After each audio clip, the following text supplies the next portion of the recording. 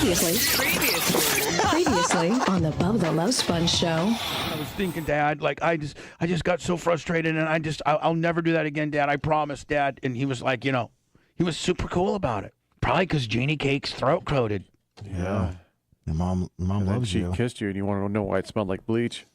Oh, God. Salty. Mom, have you been eating saltines? No, I just gave your dad oral so you wouldn't get your ass kicked. Wow. You're listening to the Bubba the Love Sponge show. Broadcast rights for the Bubba the Love Sponge show have been granted to this station by the Bubba Radio Network and is intended solely for the enjoyment of your listening audience. Any rebroadcast, retransmission, or any other use of this production without the express written consent of the Bubba Radio Network is strictly prohibited. It's the Bubba the Love Sponge show.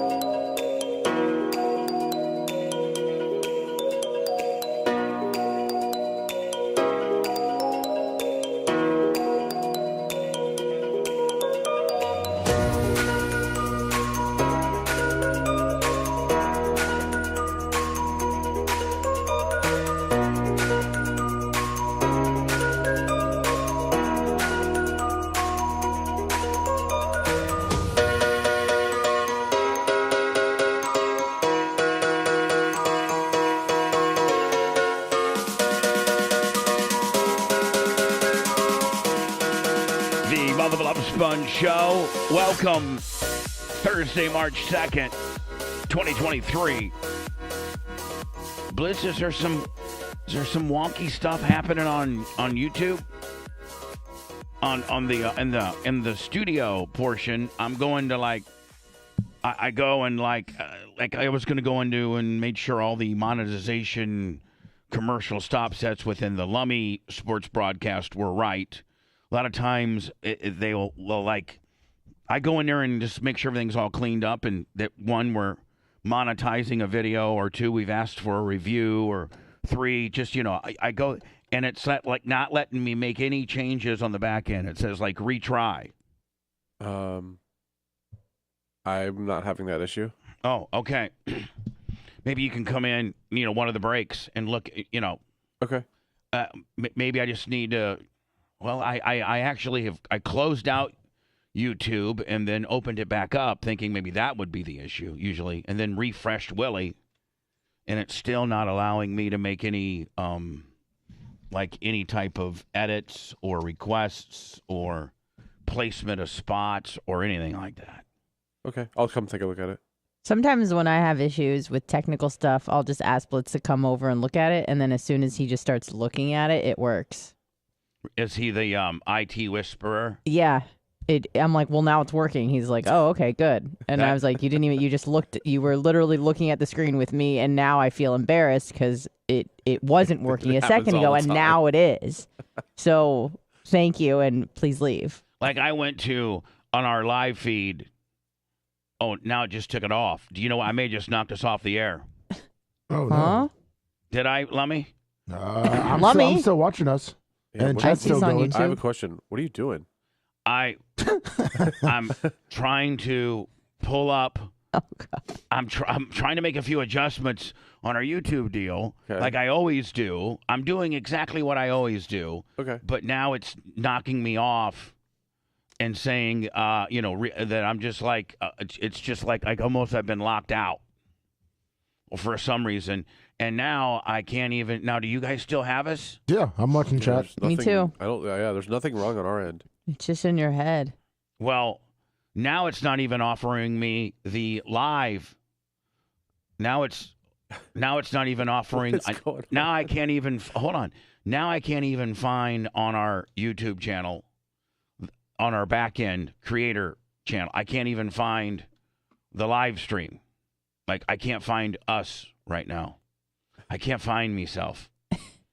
I'm trying to You find. just go to the myself. front page instead of the back end of it. Well, no, I guess I could, but it's. That's what I'm on. And I know, but I'm the admin, so I'd like to be on the Okay. On the back end, it's always cool to be on the back. Well, yeah, for the most part, it's Better cooler be on to the front and then no end. right. So here, let me go ahead and maximize. I'm sorry. Get out of it again, and then get right back into it. And let me see. Now, Blitz, does it let you set up the monetization thing? When you set up the live stream, because ours kept saying no.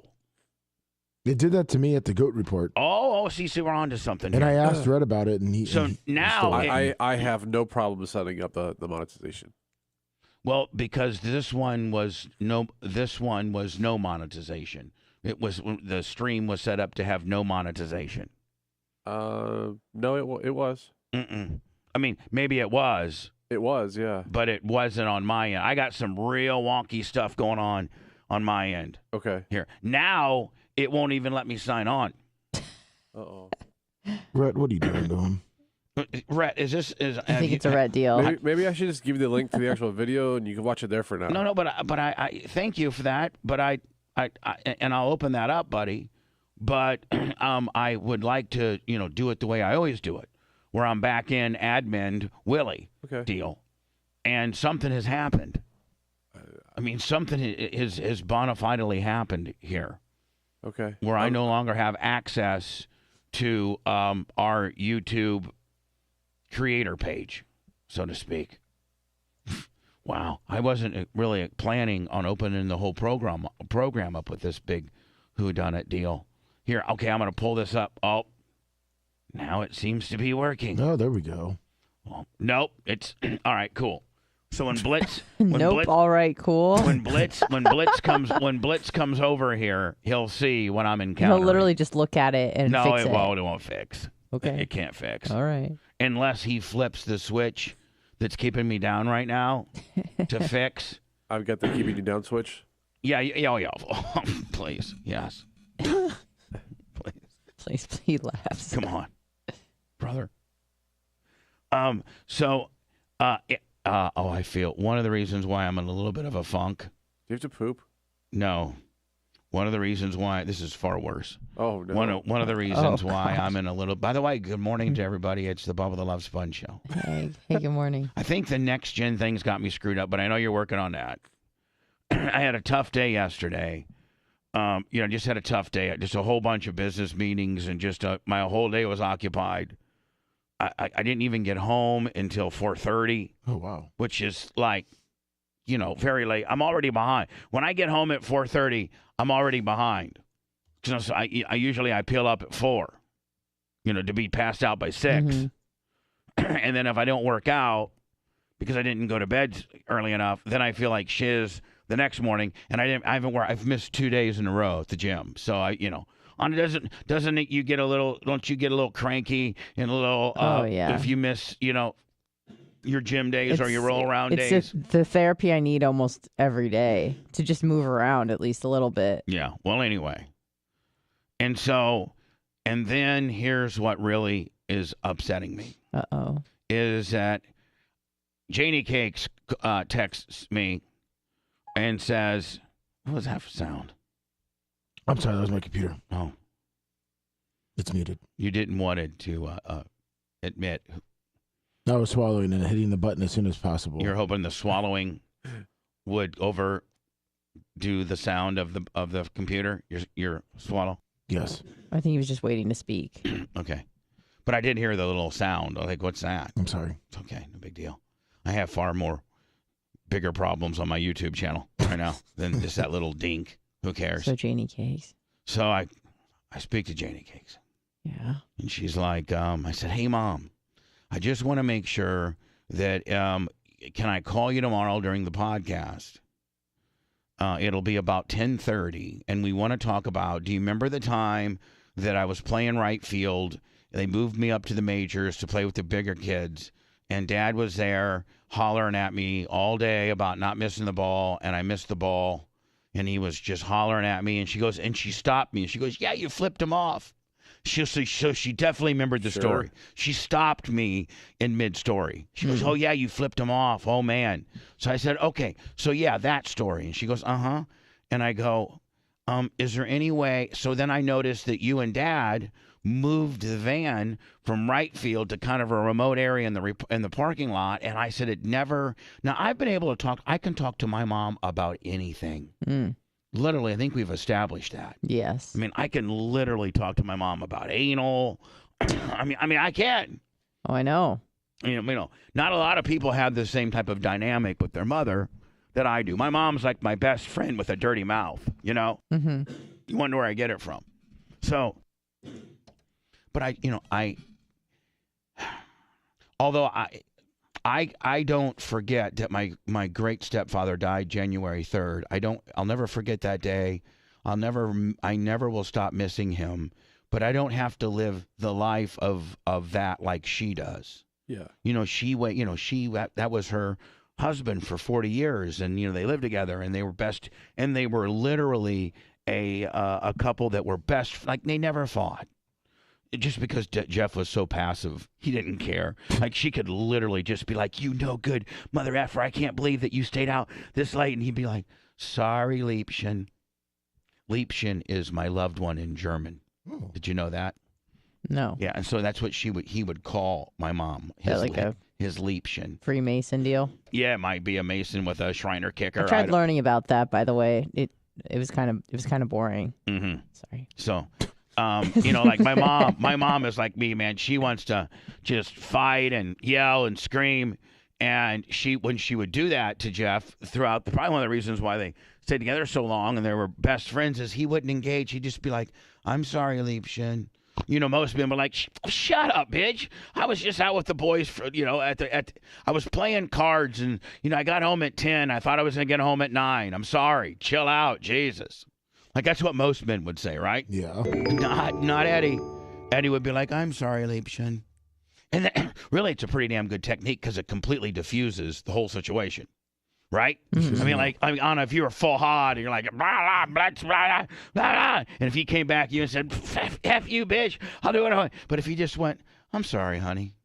Yeah. And you're like, well, like you still can't just keep on him because now you look like a bully. No, it takes the wind out of your sails. Yeah, you're like, "Baby, I'm sorry."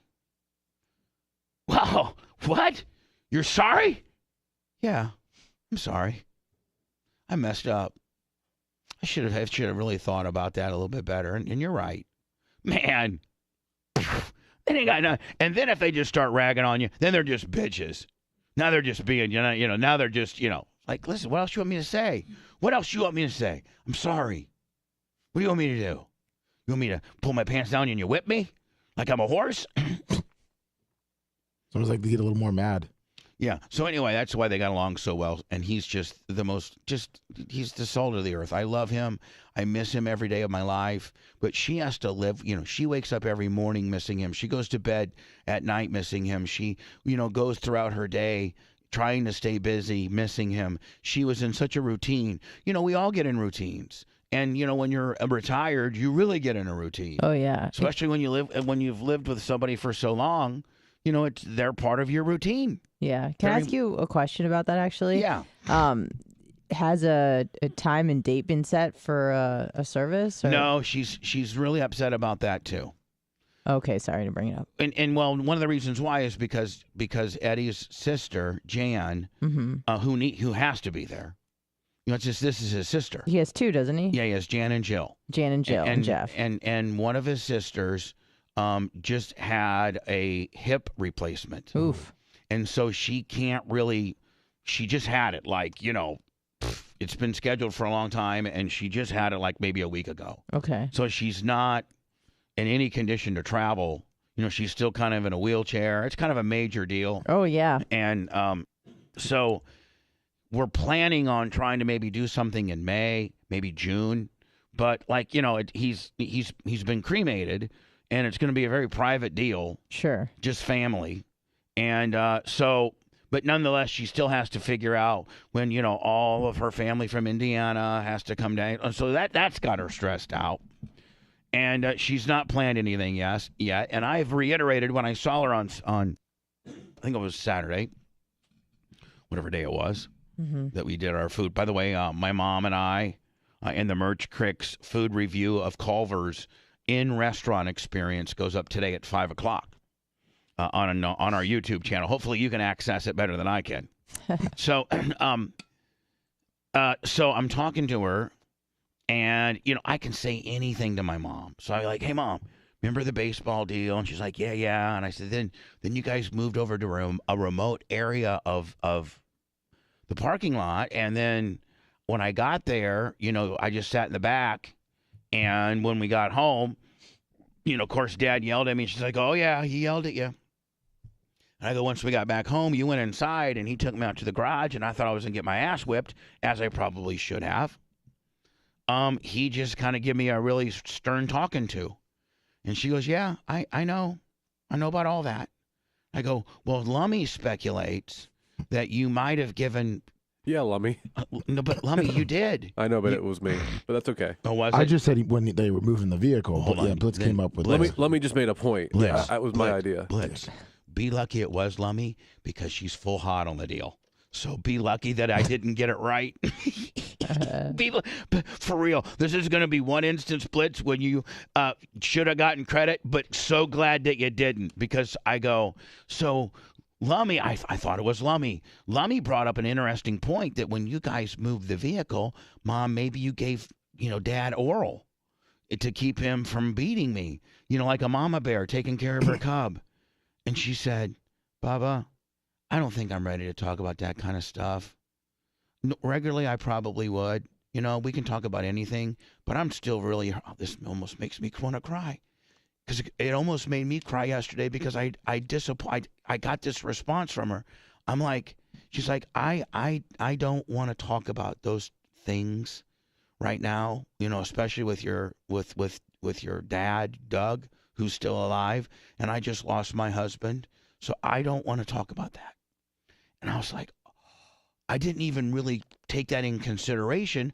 I can ask my mom usually anything under normal circumstances, not having just lost the love of your life, literally 60 days ago. Yeah. I mean, tomorrow is the 2-month anniversary. Seems like so much longer I know. ago. It was just, it'll be 2 months tomorrow. And I go, "Oh, Mom, you know what? I am so sorry. I didn't even think, about that. And yes, absolutely, I understand how you wouldn't want to talk, about that. And I am so sorry." And then after she hung up, she's like, "It's okay. It's okay. But it's easy for you who don't live here to forget about Jeff easier than it is for me. And I don't want to talk about anything I potentially did sexually with your father, with this fresh wound still really, really hurting me daily." It probably feels like disrespectful to her. Right. That's exactly what she's like. "I think it's disrespectful to Jeff." Yeah. And I was like, and every point she making is dead on. And I'm just like sitting here like, and I'm like, "Mom, I am so sorry.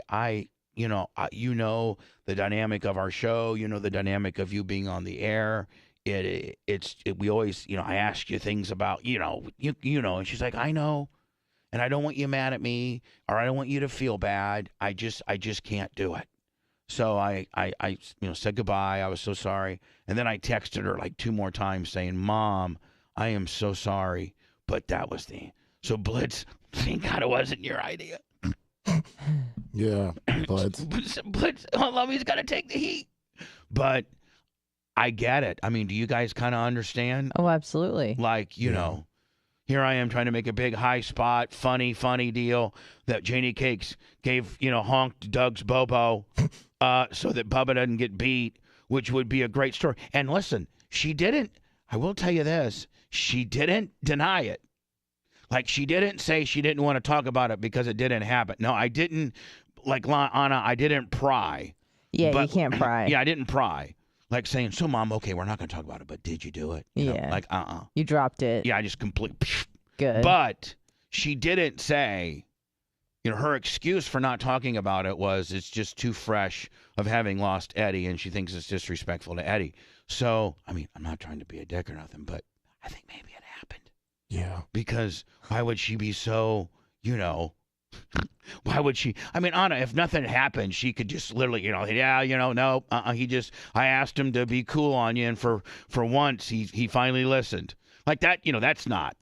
Yeah. That's not she could have anything. shut it down like that, but Yeah, I mean, like I'm saying, like if indeed that did happen, well then and that's not disrespectful to Eddie at all because it's just, I just had a word with your dad and he finally listened, hard-headed son of a bitch. Right. But if something did happen, well then that would make. So I think you can almost imply. Well, that's Blitz was smart about it, right, Blitz? Blitz. I don't know. Bubba turned my mic off a few minutes ago. God dang! Next time you're supposed to hit the window. Oh.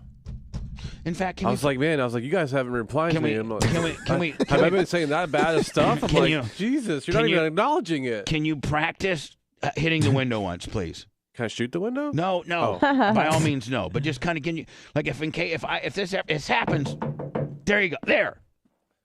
Just like when I'm on the air from an endorsement, me and Lummy are dancing on a Better Help, and I forget. I just thought you were so upset about that idea that Lummy had that no. You turned my mic off. No, I got on when you guys got to understand. Technically, here on Wednesdays, Thursdays, and Fridays, the middle mic usually I have all the way potted down, and I don't use because Dan's not here. Okay. So I'm always a mess, and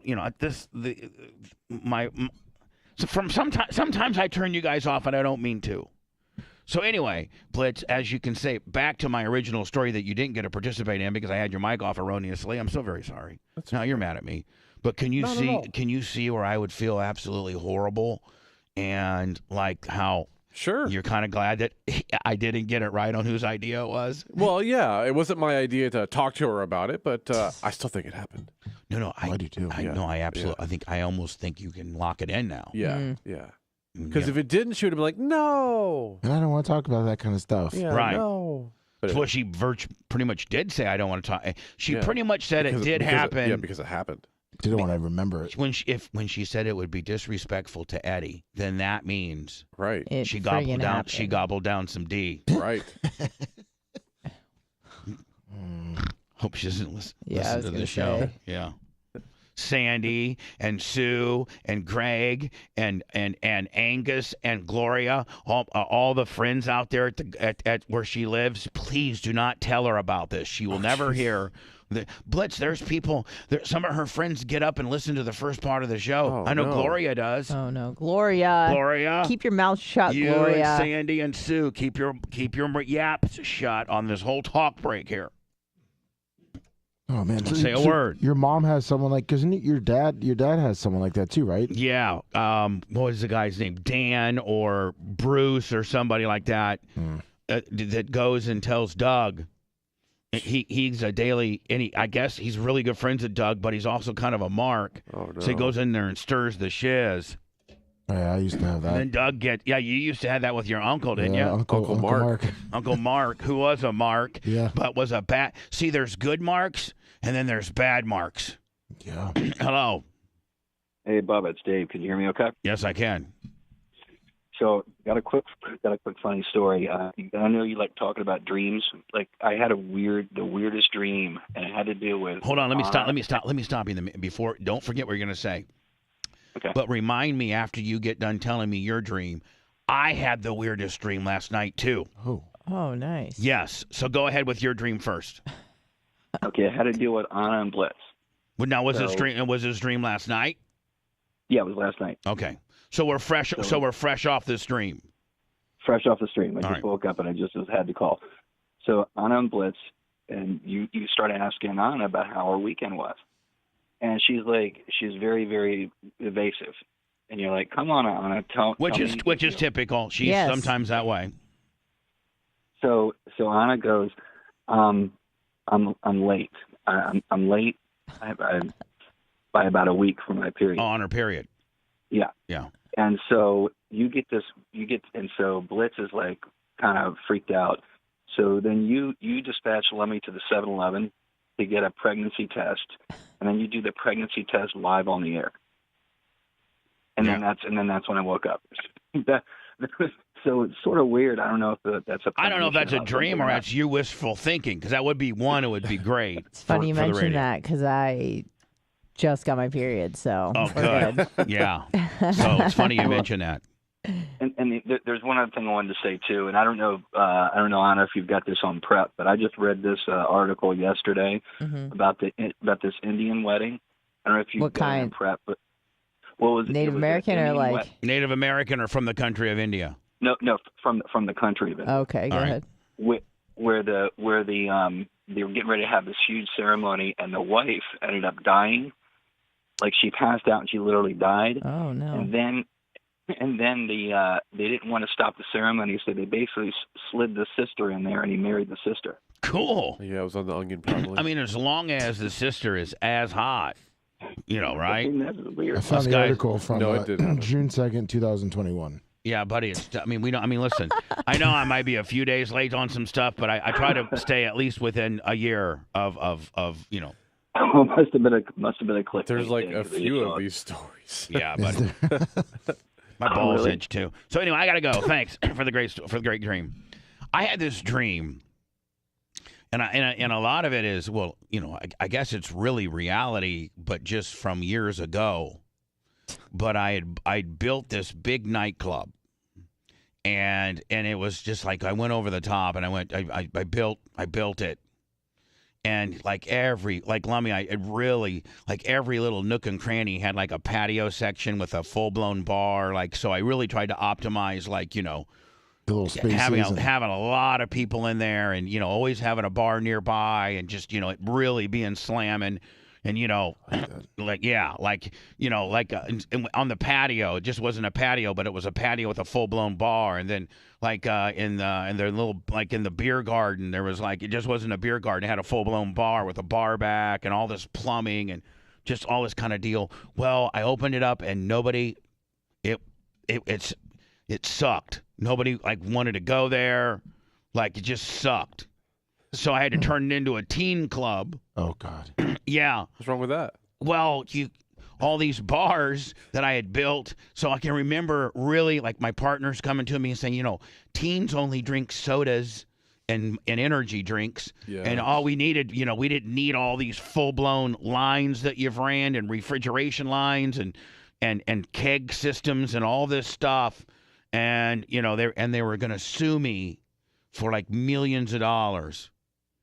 Which, probably there's a lot of truth into that, just convoluted into a stupid dream. Sure.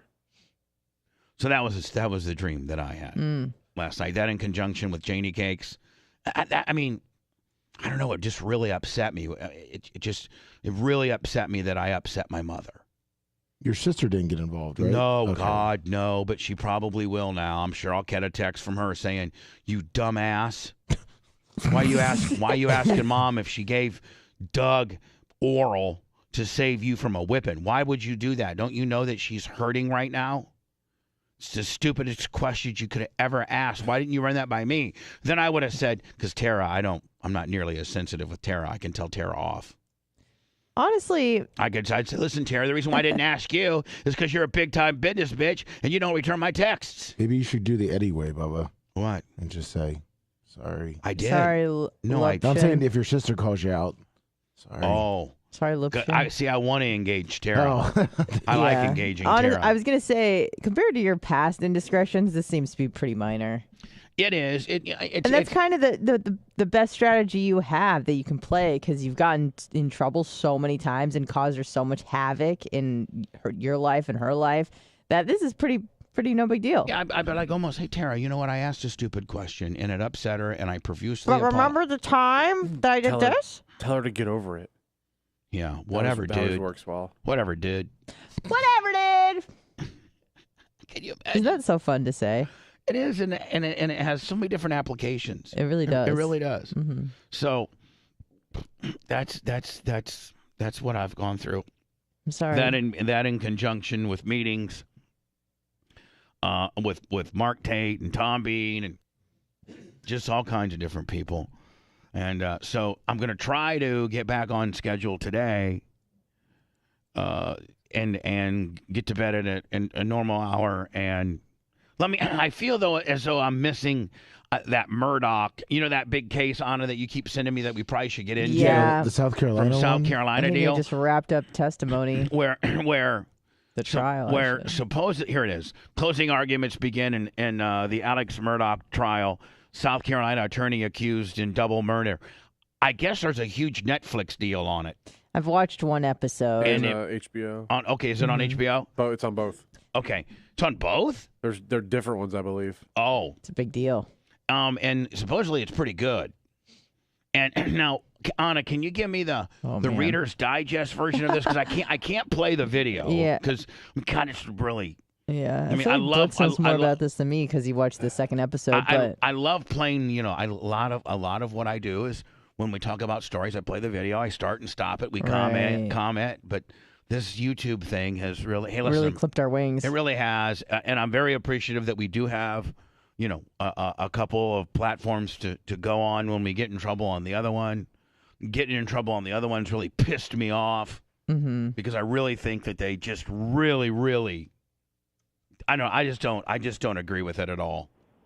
I think the last 2 times that we've been suspended has been chicken crap at best. You know, meanwhile, I'm a Ruth or whatever, and I really am a huge fan of hers. You know, she shows her vagina. She farts in jars. And farts in jars. Hello, and hello. Hey, Bubba, I'm sorry to interrupt your show here. I got a question. Have you heard anything about Fetterman lately? Do you know his family has left the country? Yeah, they're in Canada now, I think. The whole family? Yeah, because she said the media was bothering her. Well, I mean, that's not. I mean, is he still in the hospital? If he's stable and he's not going to die, then going to Canada to get away from the media scrutiny is not necessarily. I mean, I know you want to make it a big deal, but it's really not a big deal. I mean, it would depend on now if he's on life support and they're in Canada. Well, that's one thing. Did he go in for like depression or something? Supposedly, but I mean, yeah, if he's not gonna die and he's just in the hospital, and I can see in the media obviously is going to absolutely kill him. I can see where you'd send your family if you had relatives in Canada or you had a little cottage in Canada or something like that. I could see being a high profile state. Is he a congressman or a senator? Senator. Yeah, being and on a very highly contested race, and there's just a bunch of whodunits just in his ability to even be able to govern or to even be of sound mind. Like, you know, he's just not a senator that won the race fair and square, and there's no scuttlebutt about him. It was a highly contested race. There's a lot to do with it. There's a lot of moving pieces in the scandal of Fetterman, and so I can see your family, if you're not going to die, going away for a few weeks because literally there's probably satellite trucks parked outside their house, and that's disruptive. I can see that. Yeah. And I can see the media making a big deal about it. Who cares?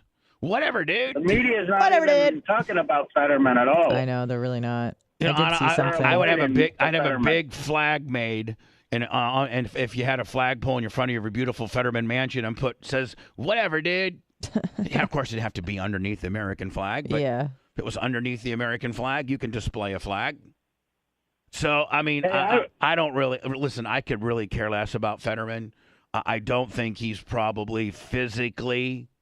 I think that I question his ability to be an effective senator based on his mental cognitive skills and his. But that's what they wanted. I know. So that's your candidate that you guys put in there.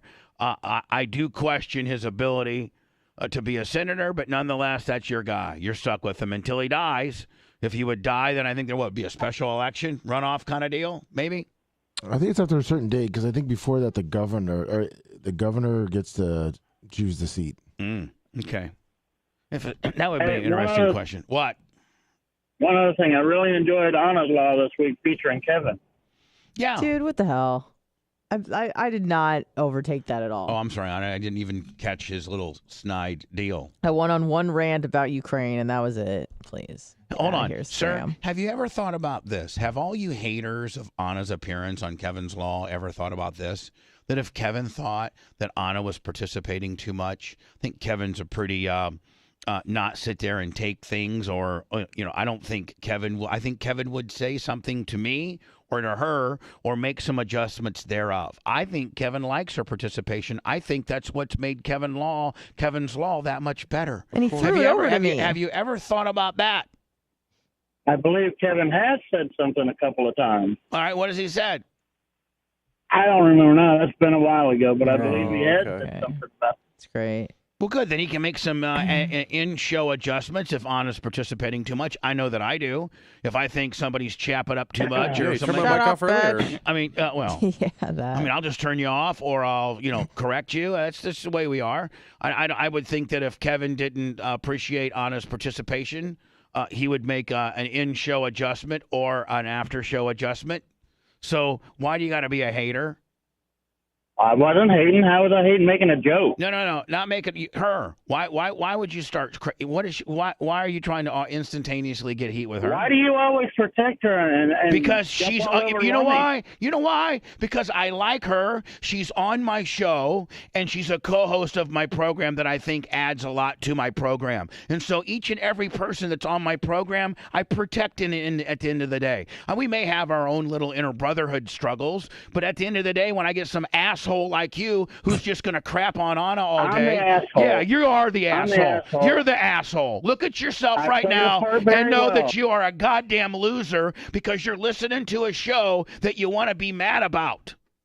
That's how much of a loser you are. When I listen to a show that I don't like, I turn it off. If the bitch that is on the show irritates me, I don't call up the guy and tell him how much the bitch irritates me. I just changed the channel.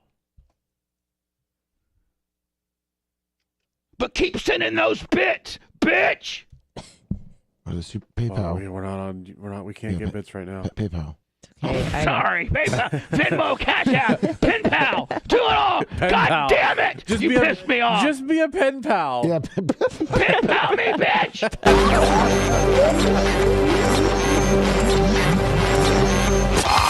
The Bubba Radio Network will return after this. Dick. Blitz, come in here. all I have to do is look at it, I swear to God.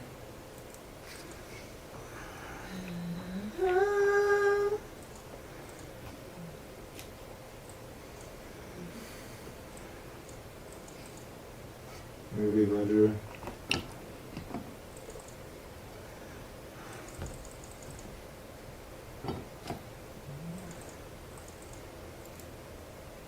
Yeah, it's pretty sure there. That's smoke. All right, here. So here is 235 $10 super chat. here is the back end. Okay. So when you first started today, I went in to try to. It said it showed no monetization. Okay. Well, obviously they've put it on limit now because that's just the standard kick. Now I don't know if I can go request a review now. Not, I don't think. I not know. Until it's over. But even if I try to go do anything, let's just say, okay, so I guess it's already been reviewed, so I'm okay there. All right, so I went into Lummy's yesterday, and what I'll do is I'll go like that, and then I'll go and to that. Oh, well, now it's working. But see, I swear to God, Bubba, what did I say? Anna, I can't. I just stuck up for you. I can't take another minute from you thinking. So, but come here, no, but come here. They have it. Whoever set this Literally look at it. template up has it so that it goes just beep, beep, beep, beep, beep, beep, beep. So I always go in here and fucking erase. Like I'll erase that one, and I'll erase that one, and then I'll erase that one.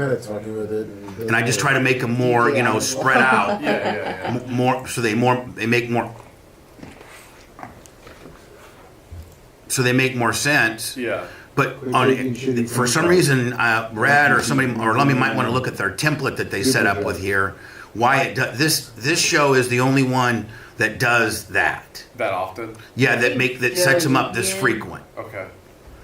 So I always go into Lummy's and do this. So after Lummy does a show, I always go in here and. He's going to be a Patriot? No, Pat McAfee show.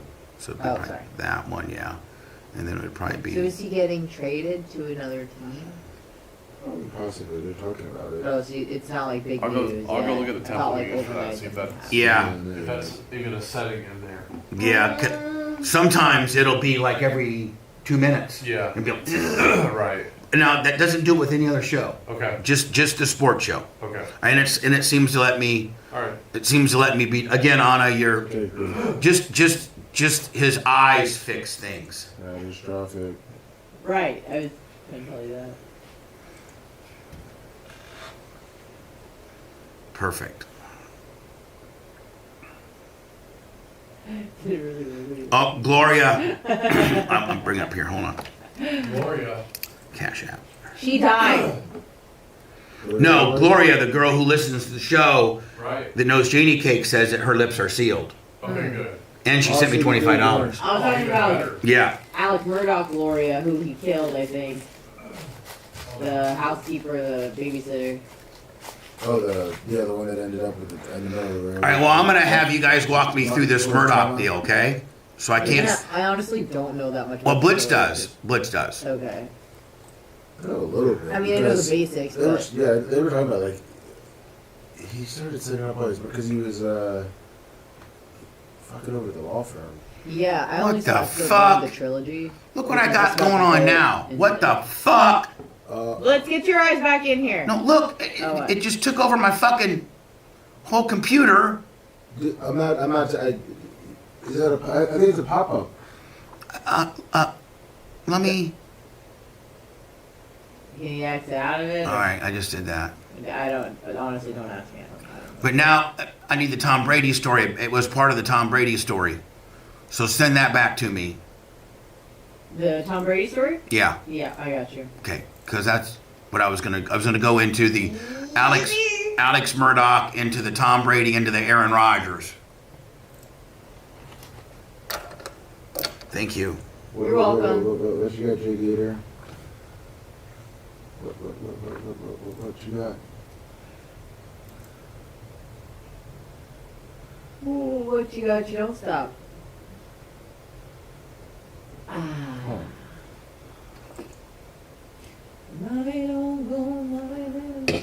Hi, everybody. Song in my head. When we go over 1,000, you must tell, Will do. or you will get in trouble. Does Red have his belt on it? Can you look in there? Yeah, look. Well, it's off the fucking thing. Yeah, we got it this morning. All right. Well, then that means I'm sure. Well, no, don't worry about it. I mean, if he didn't have to have it on necessarily now. Ooh, daddy, daddy. There. Back there. You wanna sit the Addy? Do you like that song, Bubs?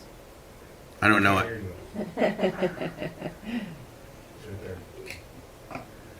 Yeah, Red's got it. Back. It's in the back there. I asked Blitz today, and I'm asking you guys to get a hold of that area back there. It's horrible. The rat No, just camp. the fucking backup studio and your guys' whole area. We need to fucking get that looking decent. I got an insurance guy coming in 2 weeks. Okay, So I'm talking to Lummy more. I'm talking to you. I know. But I can. Because Lummy, we got to get that area looking better. All right.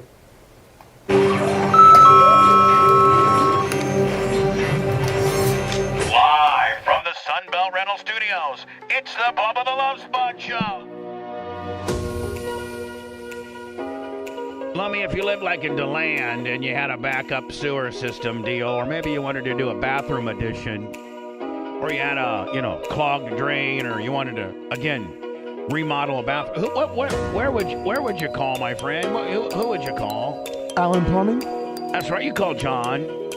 Allen Plumbing, 386-734-0010, or allenplumbingdeland.com. I think they actually have quite a large area they cover, including all of Orlando, Volusia County, and of course DeLand. It's allenplumbingdeland.com. I bet you the headquarters are in DeLand. If I was a betting man, plumbing, water heaters, backflow preventer, septic, remodel. What you need it, they got it. My friend John Allen's a huge supporter of racing, and I'm going to help him out a little bit. I appreciate him. Appreciate what he does for racing in the state of Florida, and I'm going to help his business out. Not that he needs it. I think he's a multi-zillionaire. Allen's Plumbing, 386-734-0010. Thank you, John, for all that you do. Greg and Amy, first on the Cash App today. Thank you so very much.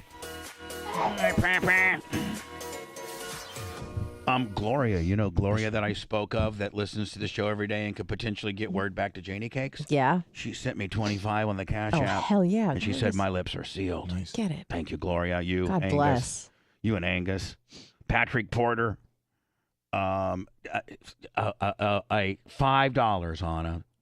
If all you can afford is $5 on the Cash App, Venmo, We'll take PayPal, it, man. we'll take it. Take every dollar. We'll every take cent. it. We just don't shout it out during the show. All at the Bubba Army.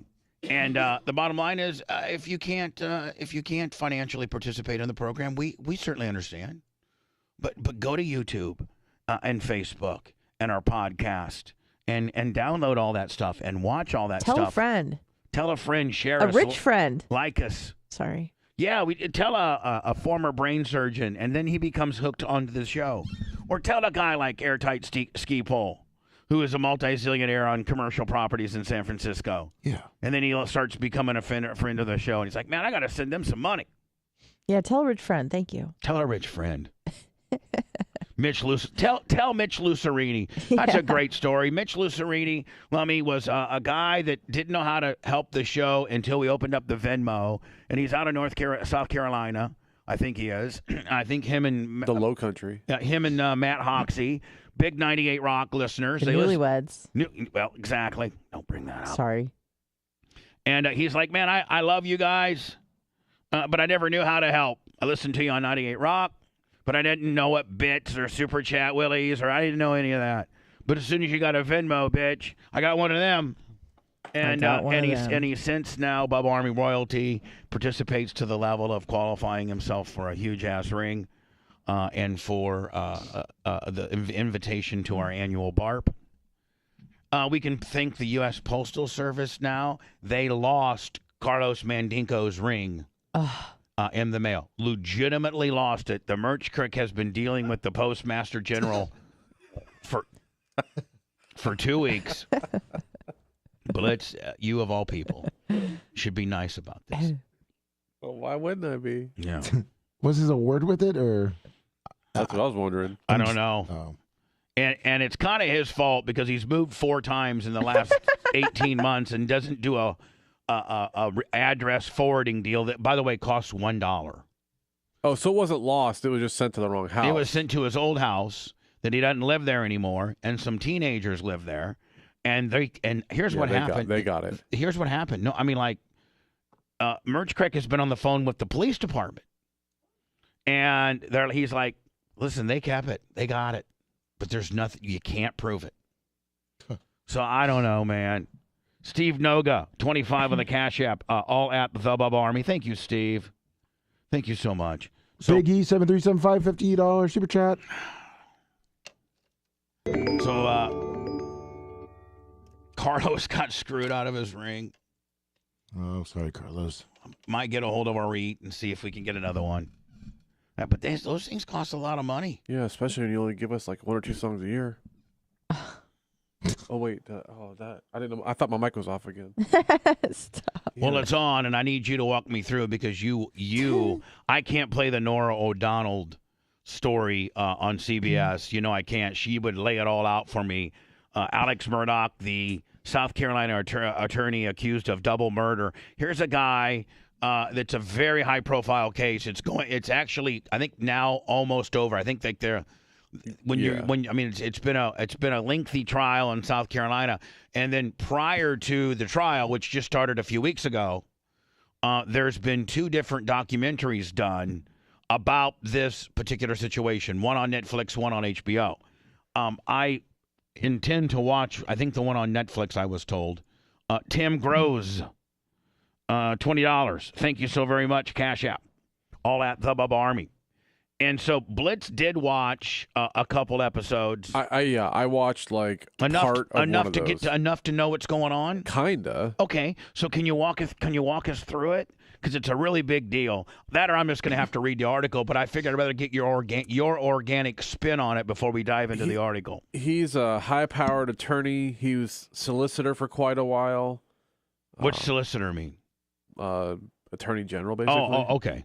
Yeah, it wasn't his dad and grandparent or He comes from like a grandfather? long pedigree of lawyers. They high basically profile. run the county. Yeah. They run that area. Like All right, whatever so- they say goes. So he's like a caster, like And even more so, I think. Yeah, like so these guys are some big time for generational leadership.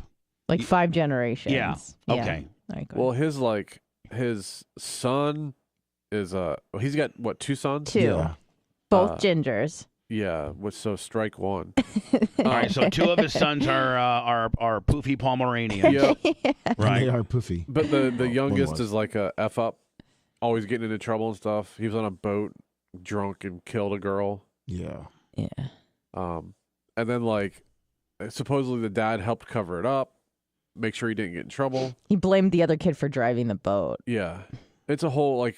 It's a convoluted But story. that, Yes. but And that, then- and then, like, his- that's not what No, this guy's in trouble for. not directly. Right. So then he had a housekeeper that like ended up dying, and he collected insurance on her. Yeah, she ended up in the middle of a road with blunt force trauma to the head. Yeah, supposedly he did it. Just not in a bag or anything, just her No, body. just laying there in the middle of the. Jesus Christ. And then he collected the insurance and didn't tell the family. Oh. He like sued on the family's behalf, but didn't tell them. And collected $5 million. Jesus.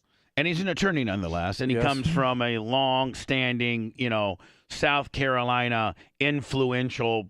Yeah, they can do whatever they want 'cause they can get away with it. Royalty because they're a. How do you pronounce her last name? I think it's Murdoch, but it's like Murdo. Yeah. All right. So he's this, potential shady ass attorney that's done some shady ass stuff in the past. Now, that's not what the big whodunit is, though, Still right? no, yes. I guess his wife and son. Yeah, the one that got in the boating accident apparently were like shot wife- by the dog kennels. His wife was getting ready to leave him. Okay. Oh, okay. Right. See, I didn't make it Correct. to that point in the documentary yet. So she was getting ready to leave, and then he had her come over to the house to talk. Well, but he left and then came back home and mysteriously found them dead. Oh. So what we're getting at is they're saying that he called them to come over and talk. It says investigators said that his 22-year-old son Paul was shot twice with a shotgun, and his 52-year-old wife Maggie was shot 4 or 5 times with a rifle outside the kennels of their property. So she asked. They had a big 1,000-acre estate. And didn't he call the cops? Like he's like, yeah, oh, my he called wife's 911 and said he just been got shot. home. And, yeah. His son, I think they said whoever did it, obviously, shot like both of them like in the face with a shotgun, close range. Did they find the murder weapon? The key piece of evidence connecting Alex Murdoch to the killings is a video Paul Murdoch shot from the kennels about 5 minutes before he last used his cell phone. It took more than a year for federal agents to hack into the young man's iPhone to find it. Before the trial, Alex Murdoch repeatedly told investigators that he hadn't been at the kennels on the night of the killings. But while testifying on his own defense, he admitted that he lied, that he had been there. All right, that's not a good look. No. Oh, and then I think a couple days later, he had his friend, like he faked up his car breaking down on the side of the road. His friend shot him in the head because he was trying to kill himself, so his son got the insurance money. Now, hold on. What? But the son missed the. All right, I hold on, didn't get any of that. Let me. Yeah. Linda. Back it up now. Back it all the way up. Rewind it.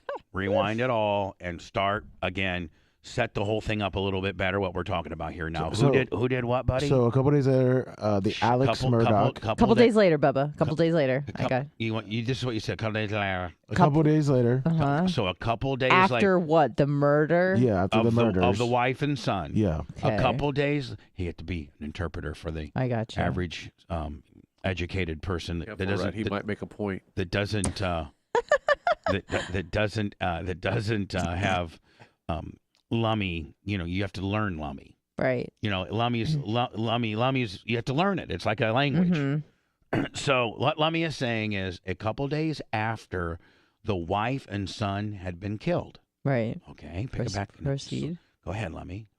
He faked his car breaking down. Who is Alex he? Murdoch. Oh, okay, Alex Murdoch faked his car breaking down. Right. Yes, and Okay. Alex Murdoch had his friend come to rescue him, quote unquote, and shoot him in the head to kill him. Right. Well, his friend just grazed his head, so he didn't kill him. That'd be the worst. And the reason Now that guy's in trouble. Yeah, the reason why he wanted that is because he wanted his son that's still alive to collect all the insurance money. Buster, the older son. Buster. The one that's still alive. Now, let me ask you some The questions. one that here. failed out of school. Let me ask you some questions.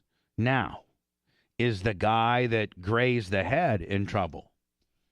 I believe so. I mean, but Blitz, that's not really getting the. I think it's still news. a crime. If I go Blitz, listen, buddy, I can't. Tomorrow the feds are coming to lock me up because I did some stuff that nobody knows about. But I know tomorrow they're coming. And, I touched 3 kids last night, and I beat up Erica, and I stole a bunch of money.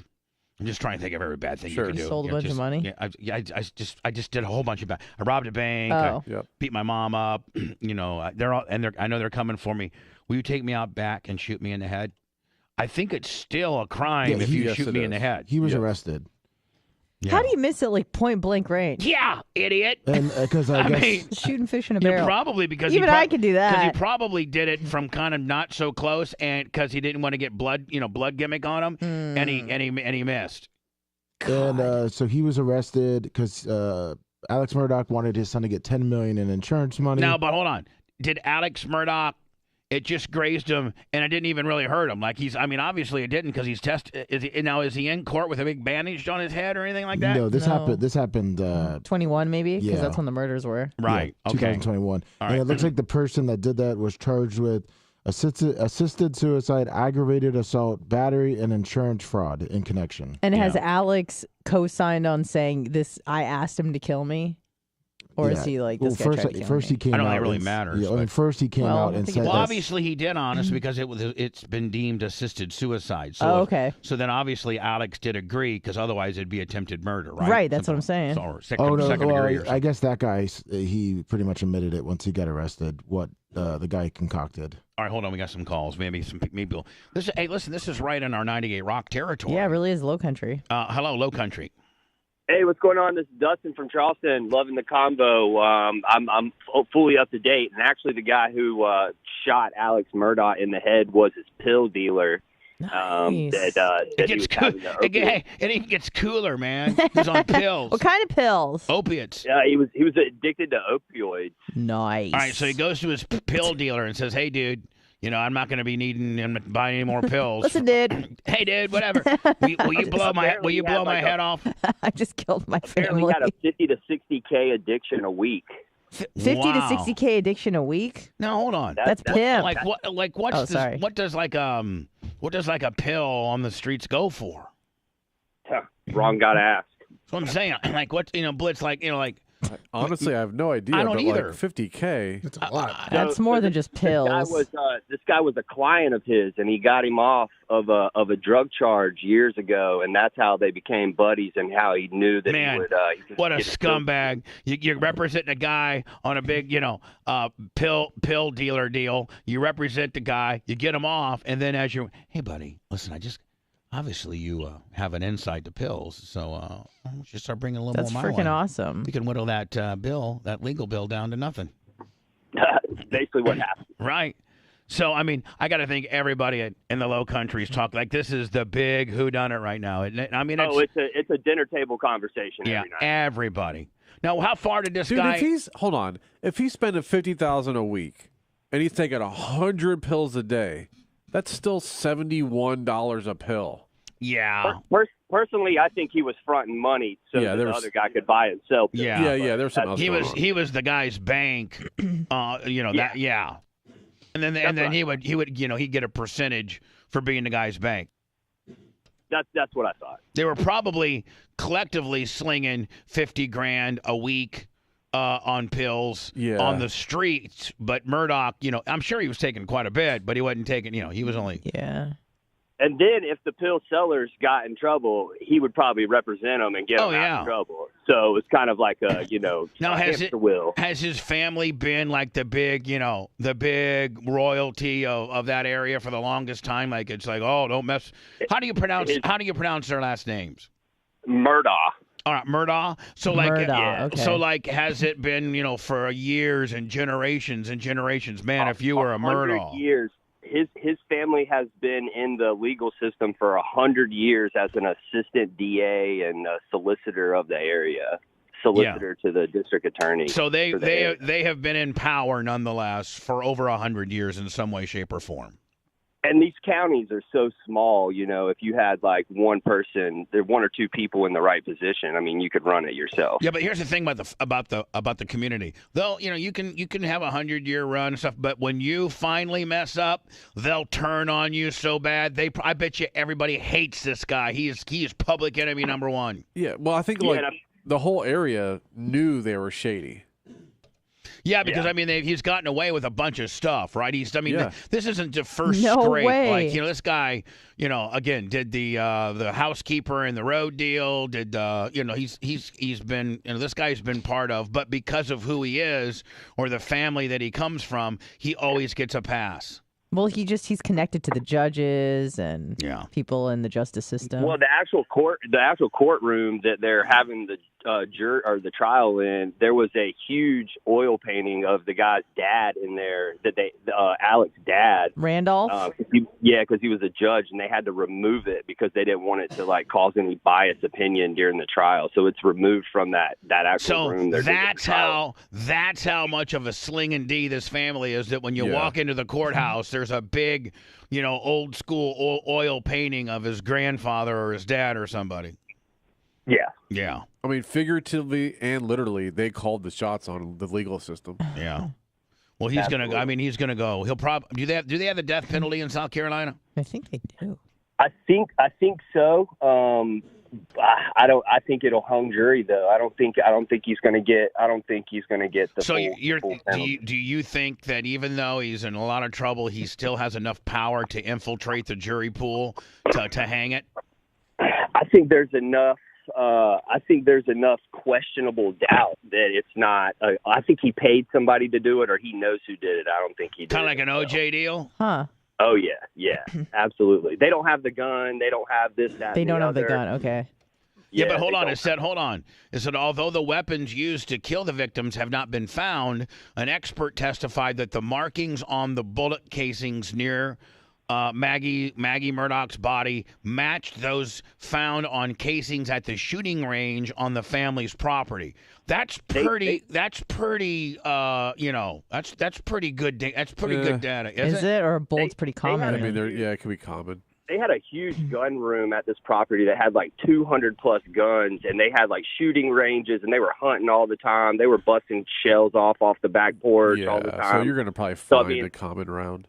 Yeah, there was like so many guns, and they skeet, hunt, all that stuff down there. There's no blood spatter or DNA linking the killings to Alex or anyone else, and prosecutors never laid out how they think Murdaugh could have killed his family, cleaned it up himself, disposed of the clothes and weapons, and composed himself in the 15-minute window before the GPS data shows he left the property to visit his ailing mom.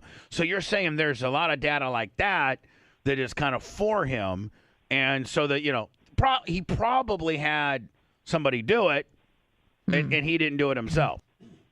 So if he shot his son and wife in the head with a shotgun, first off, he'd have some sort of splatter all over him. And then not only that, he then went to visit his mom, apparently, and when he got to his mom's residence, he wasn't – if you shot your wife and kid, you would be distraught as hell by the time you got to your mom's house. And they said he wasn't that distraught when he got to his mom's house. Wasn't he on opiates, though? Wasn't that kind of calm down? He's also a psychopath. I can shoot on her right now, and if I take enough pills, I can be whatever, dude. Good to know. I'm just saying, I can shoot anybody. I'm using you as somebody that I care about, but I can blast you, and then if I got enough, Perkies in me and a couple Miller Lights. Yeah, it don't matter. Whatever, dude. Whatever, dude. She's dead. Shot who? She's dead. The prosecution's star crime scene expert said there isn't enough evidence to identify to say whether there was one or two shooters at the kennels. Still Waters said there's enough evidence to link the killings to the financial crimes and to Alex Murdaugh, through being the only person with the means and opportunity to kill his wife and son. So, I mean, you're saying that it's like 50-50 at best, and this is going to get hung.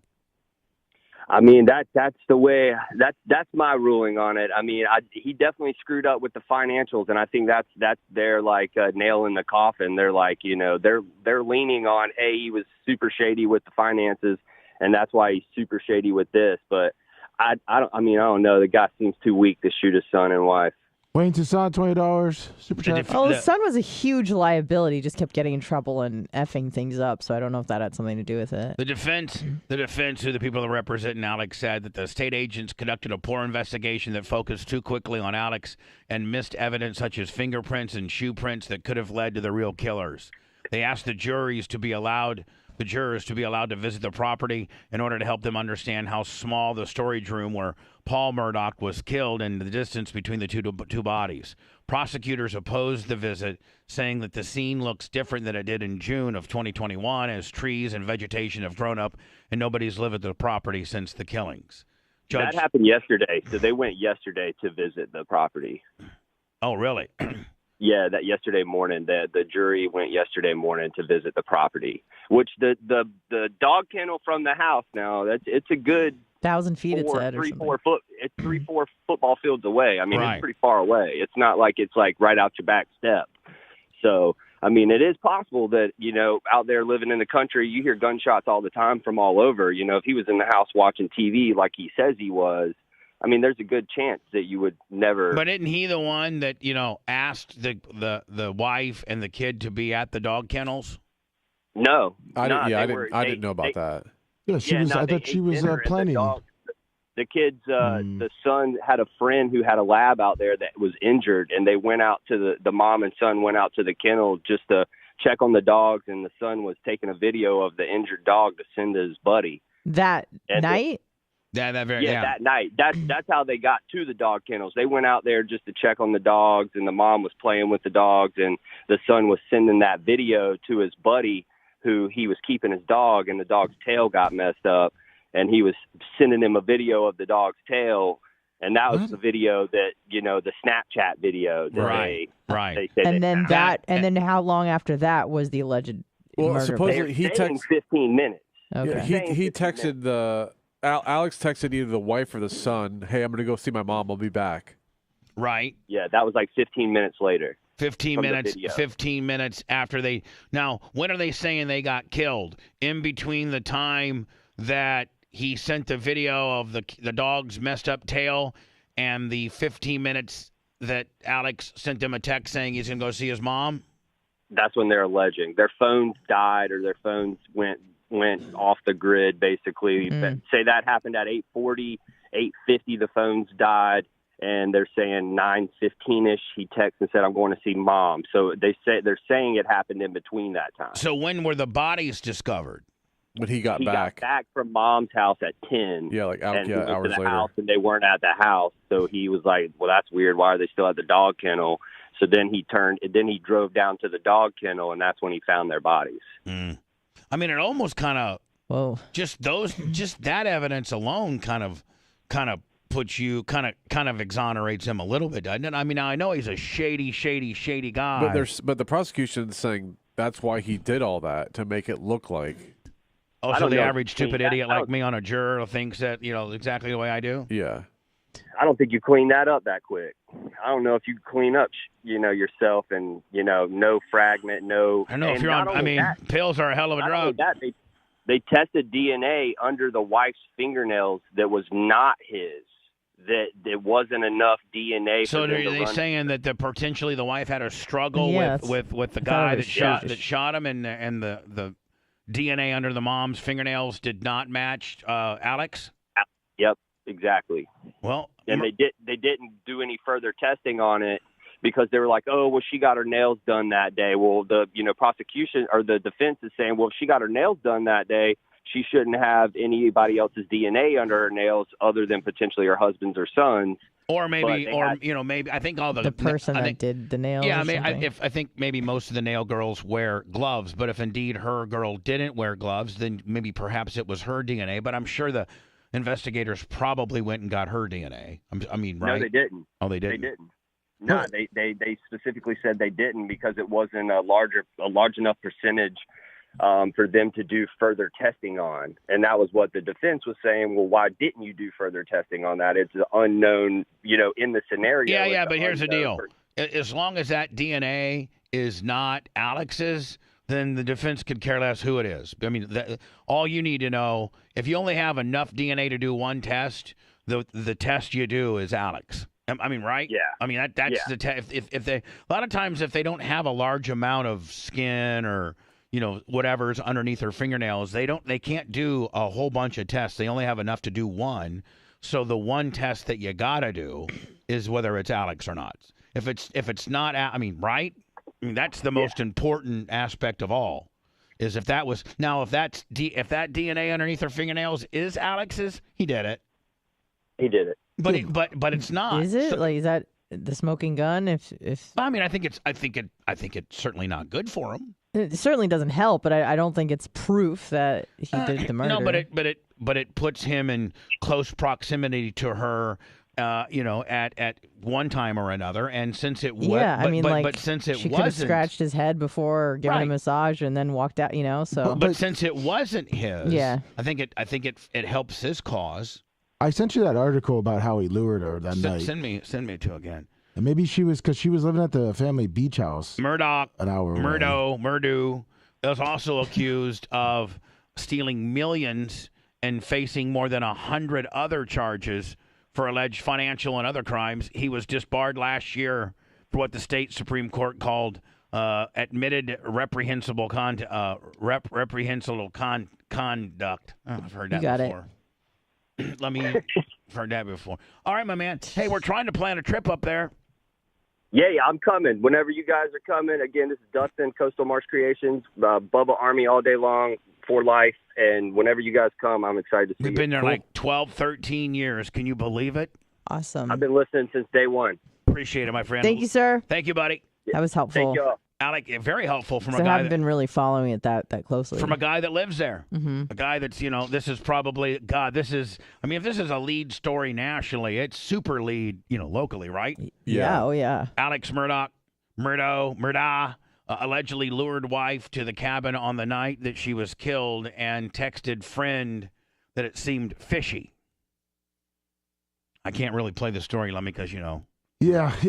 On the evening of June 7th, 2021, Alex Murdaugh allegedly reached out to his wife, Maggie, asking her to meet him at the family's 1,707, that's a pimp, 1,770 acre estate in the small town of, how do you say that? Yeah, I can't see I can't see it. Islandton? Islandton. Yeah, we'll call it Islandton. I'm sure somebody will correct us. According to law enforcement sources close to the investigation, Alex told Maggie that his 81-year-old father, Randolph Murdaugh III, was in failing health, and that it says father, but then it says she.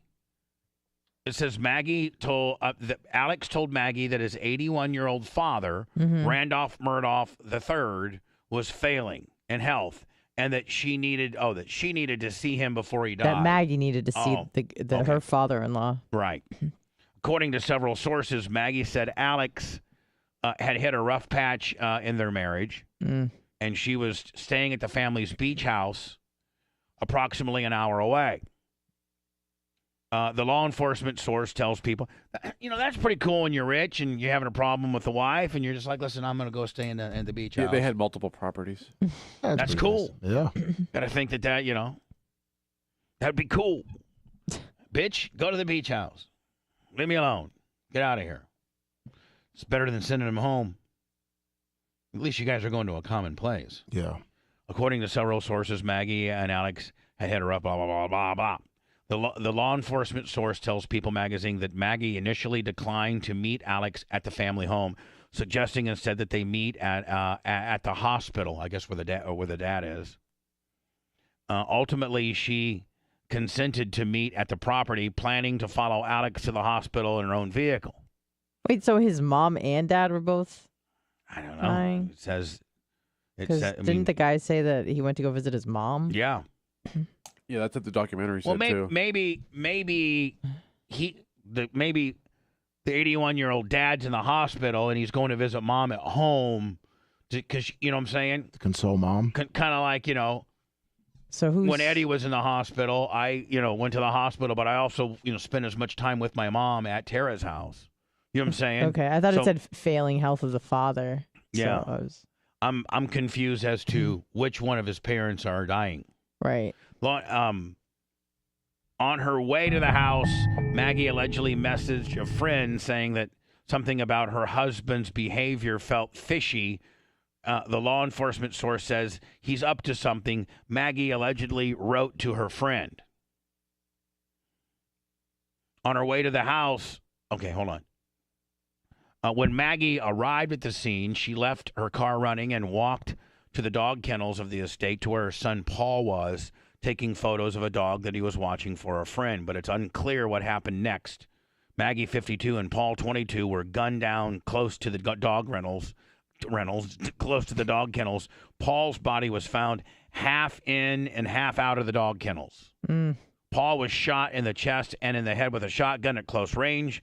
Maggie was shot multiple times, including one shot to the back and additional shots while she was laying on the ground. She had been shot with 300 blackout ammo from an AR-15 style rifle. Both of them were pronounced dead at the scene. Blitz, is that like a 223 round? No, it's a 300 blackout. Okay. Oh, so you have to have a different type of gun to shoot that than a standard. They're saying AR-15 style. Yeah, it looked like an AR-15, but it shoots 300 blackout. And is 300 blackout a more powerful round than a 223? It's slower so that you can suppress it. Oh, okay. Authorities have not officially released who they believe the gunman was, but on Thursday they charged Alex Murdaugh, 54, with 2 counts of murder and 2 counts of possession of a weapon during the commission of a violent crime. He will be arraigned next week. This is again, Lummy, older. Yeah. And what was I looking for specifically in here, Lummy? He lured the wife there. Oh, She wasn't staying there. Because he Yeah, lured so her this over. doesn't look good for him. But then there's some things that do look good for him, like the DNA on her fingernails are not his. Well, maybe she's at the beach house blasting the gardener. Yeah, But they don't know whose DNA it was. It just wasn't his. that just means that whoever's DNA it was has never submitted a DNA test. Meaning, like, there's a lot of people that have never given their DNA, so they don't have it on file. Right? Like, Lemmy, I don't necessarily know. Well, they might have your DNA on file because you've had some medical procedures and stuff, but I don't know that they do that necessarily. No, they shouldn't. Oh, okay. All right. So, I think unless you've been arrested or maybe done 23andMe, I was just about to say. something like that, that necessarily If you do your the 20, if you do the 23andMe or the Ancestry.com, do law enforcement? Yes, those companies do sell your data. oh, They do? Of course. Oh, I didn't know that. Yes, you did. I forgot it nonetheless. damn. It is looking like I am a real Clem, though.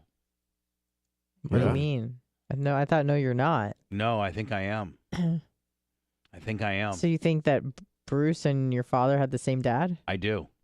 Why do you think that? Because I did Ancestry.com. And you're both white? No, we both come back to having the same grandfather. Oh. Same. Gordon, DNA's linked to Doug and Bruce. Yeah. My DNA linked to Gordon. So that would, that's another thing that I've It been linked to Gordon? Yes. Really? My Because DNA. Gordon had a DNA test? No, but are you turning into Blitz? Just asking questions. I'm just telling you what I know. Okay. I'm just telling you what I know. I'm just telling you what I know. And then, like, you're trying to, find a loophole in my story. I'm just trying to understand it. Me too. Sorry. I'm trying to understand it too. Okay, go I'm ahead. telling you that they're saying Mm-hmm. that Ancestry is saying that I'm a Clem. Mm. That's what they're saying. Now, is that the one that Tara had done too? Same. Yes, but Tara She got the super VIP. Yeah, well, no, I got the super VIP, but Tara didn't.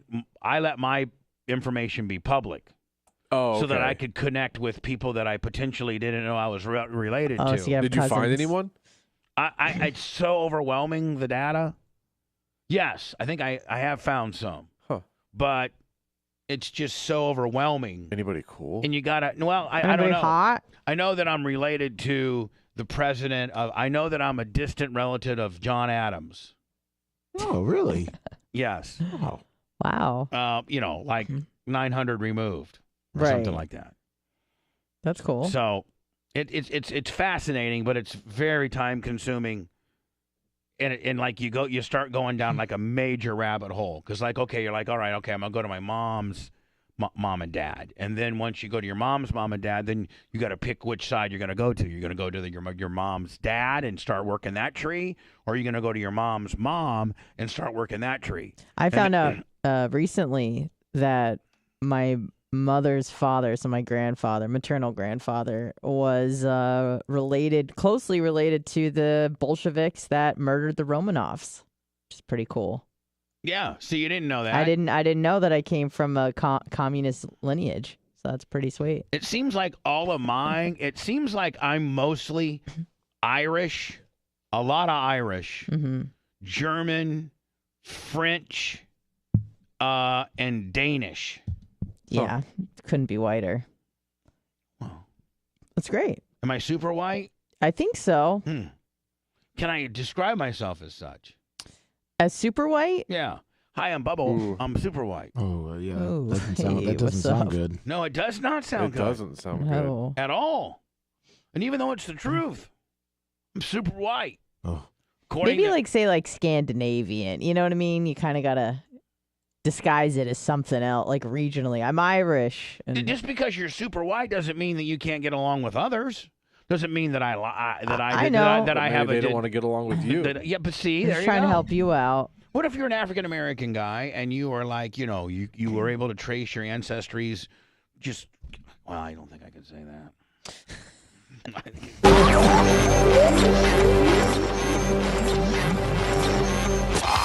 The Bubba Radio Network will return after this. That guy was released after 2 days after being shot in the head. How bad of a Wait, shot what? are you? Alex Murdoch or whatever? Released from the hospital? After 2 days. I just, they grazed his Yeah, I head. guess so. But you think the guy would have walked up and did another one or something? Yeah, you gotta finish the job. And it was a friend of his. Yeah, or his client, his former client, but friend. What kind of friend agrees to do that? He was paying him a bunch of money. I know, but you could go to jail for the rest of your fucking That life. guy's 61, so he probably is.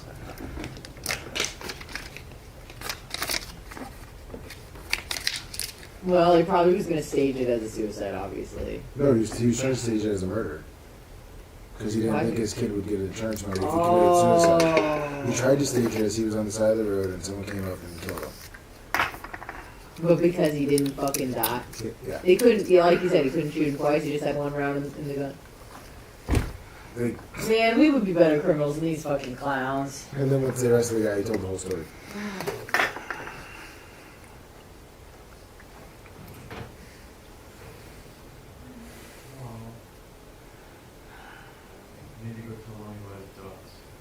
Oh God, what are they shitting on my? What? What's up with the fucking ducks? No, they're back out front, Lummy. There's only one that's been out back. So these ones are fucking. They want to live in the front part of the community, Well- and we don't want them to live there. Well, I can't. They had a separation because there's only one ever back there now. There's only one. These fuckers are from next door. I tried to knock on the front door to get him to leave, but he won't. Oh, Lummy, I got my red line oil. I know, that's why I'm trying to go outside and I can't. So, can you help me move it to the back? Yeah. How many are out there? How many red line oil boxes or how many ducks? How many ducks? Because usually they come One, but out. he's building a nest right now. Dumb Yeah, fuck, well, dumb destroy fuck. the nest. You have to go out around the side. We don't have to do it right now. No, I'm just saying. Is he laying eggs? He's losing. They're building a nest to lay eggs. It's that new mulch we had to put the fuck in. They love that shit. I know. Fucking assholes. I hate those ducks. They shit. Can we put duck bait out? Sure. Those are dumb fucking ducks. There's so many spots. I'll put some duck traps out. Duck traps. Is that extra glue traps? So, Lummy, we gotta get that. Too bad we don't have your pallet mover.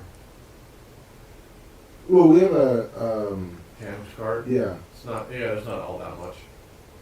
A hand cart would move that? Yeah, there's not that much out there. It's just right in front of the door is the problem. Seem like. Oh, you're talking about a hand cart and put the boxes on. Yeah. Yeah, we can do that, Lemmy. Yeah. Who did like Amazon drop it off? No, fucking a freight company dropped it off. That door opens out, so. That's what I'm saying. Yeah, just make sure we don't have a fire so we don't great white ourselves. Yeah, that's true. We'll get that handled, Lemmy, right after the show. No problem. What little car was that? Go. Gary Cantrell. Good morning, JBW4.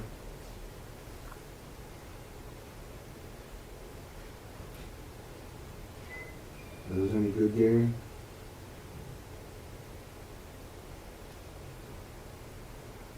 Morning, Organic Gene.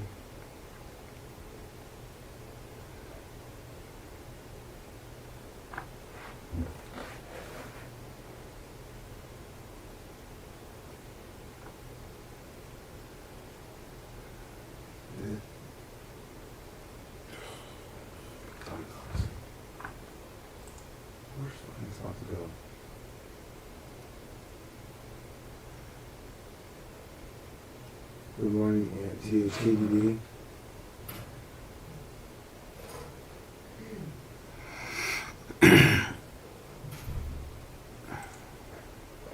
With the failed suicide thing was after Paul and Maggie were killed? Okay.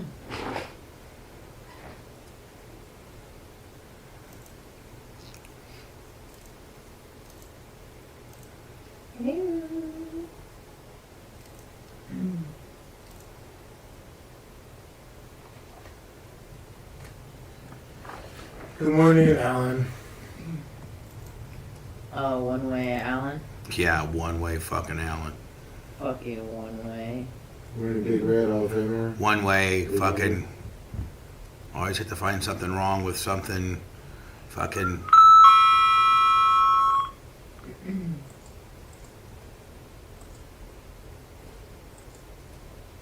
Alan, you're so full of shit.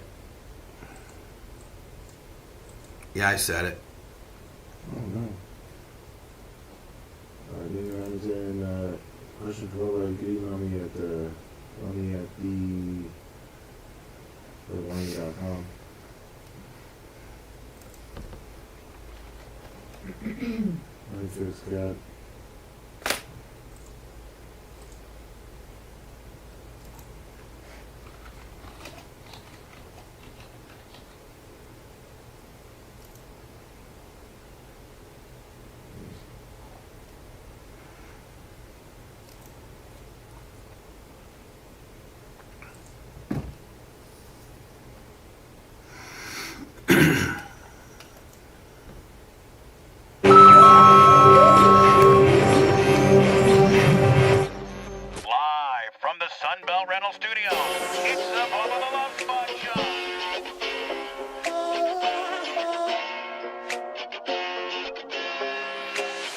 Brian from Philly.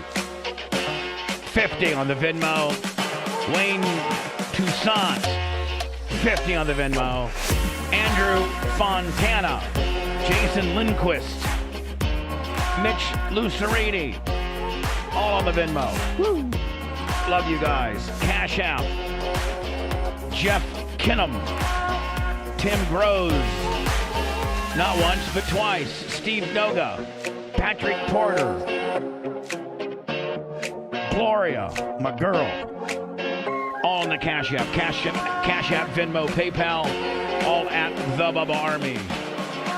Appreciate you guys' support. You guys are what keep us on the air. Thank you.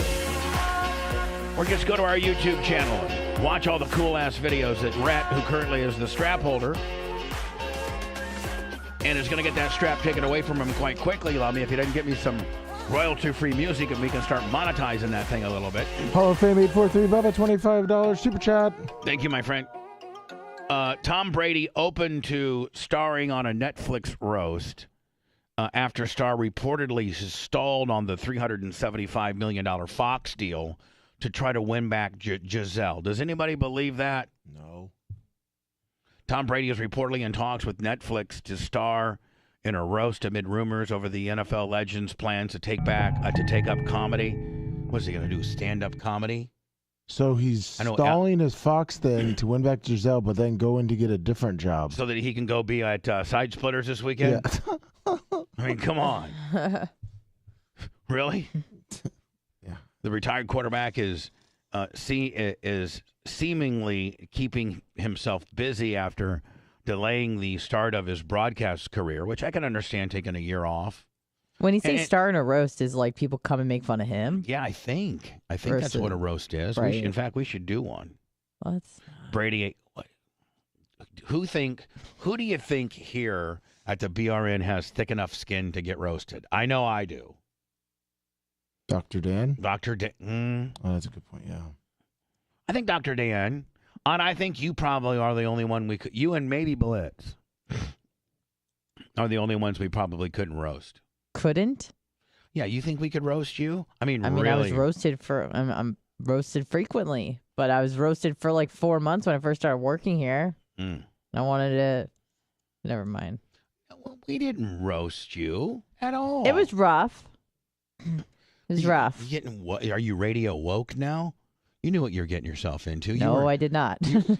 So you had no idea that our show had the dynamic that it does. Probably not.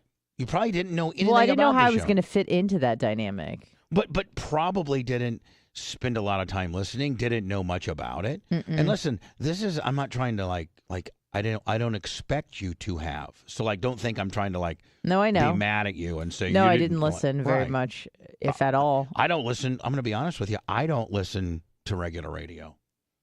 I don't. Yeah. I do not listen to regular radio. I mean, you have to understand the gap between when I was fired and when I started working here was 1 week. So I did try to catch up on things, but that's pretty hard to do. And what was your due diligence for that week? What do you mean? What did you... to try to learn. Honestly, much like you tell people don't Google me, I was doing a lot of that. So you Googled me. Yeah, oh yeah. And I tried to YouTube you as much as possible. I knew I wasn't going to be able to listen to that much content, so I was trying to just get a better idea of who you were.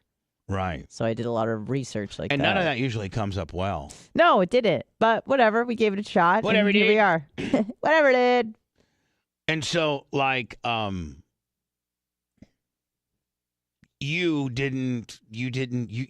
do you feel you didn't fit in the first 4 months? Well, just trying to I think you were trying to figure out how I was going to work with the show, and I was trying to figure it out. And it was rough. I just remember being sad a lot after the show. What? It's over now. I'm happy. But that's never our intentions. Maybe. I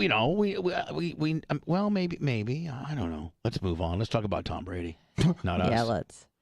Brady, age 45, has signed a 10-year, $375 million deal with Fox to become the network's football analyst. And at that point, the Greg Olson guy gets sent down to the number 2 squad, right? Yeah, and loses $7.5 million a year. He won't jump in behind the mic until the fall of 2024, as the NFL icon reportedly wants to make one last attempt to win back his ex-wife, Giselle Bunchkin.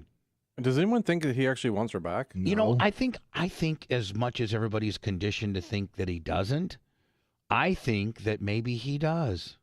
Based on what? Or just a guess? Just based on being, loving her, having children together, and then you kind of did your own thing, pissed her off, and as you took a step back, and really all she wanted was just more time for you to be a dad, and that your playing career You were. Admittedly, I think everybody will say that you were on the very, very, very tail end of your.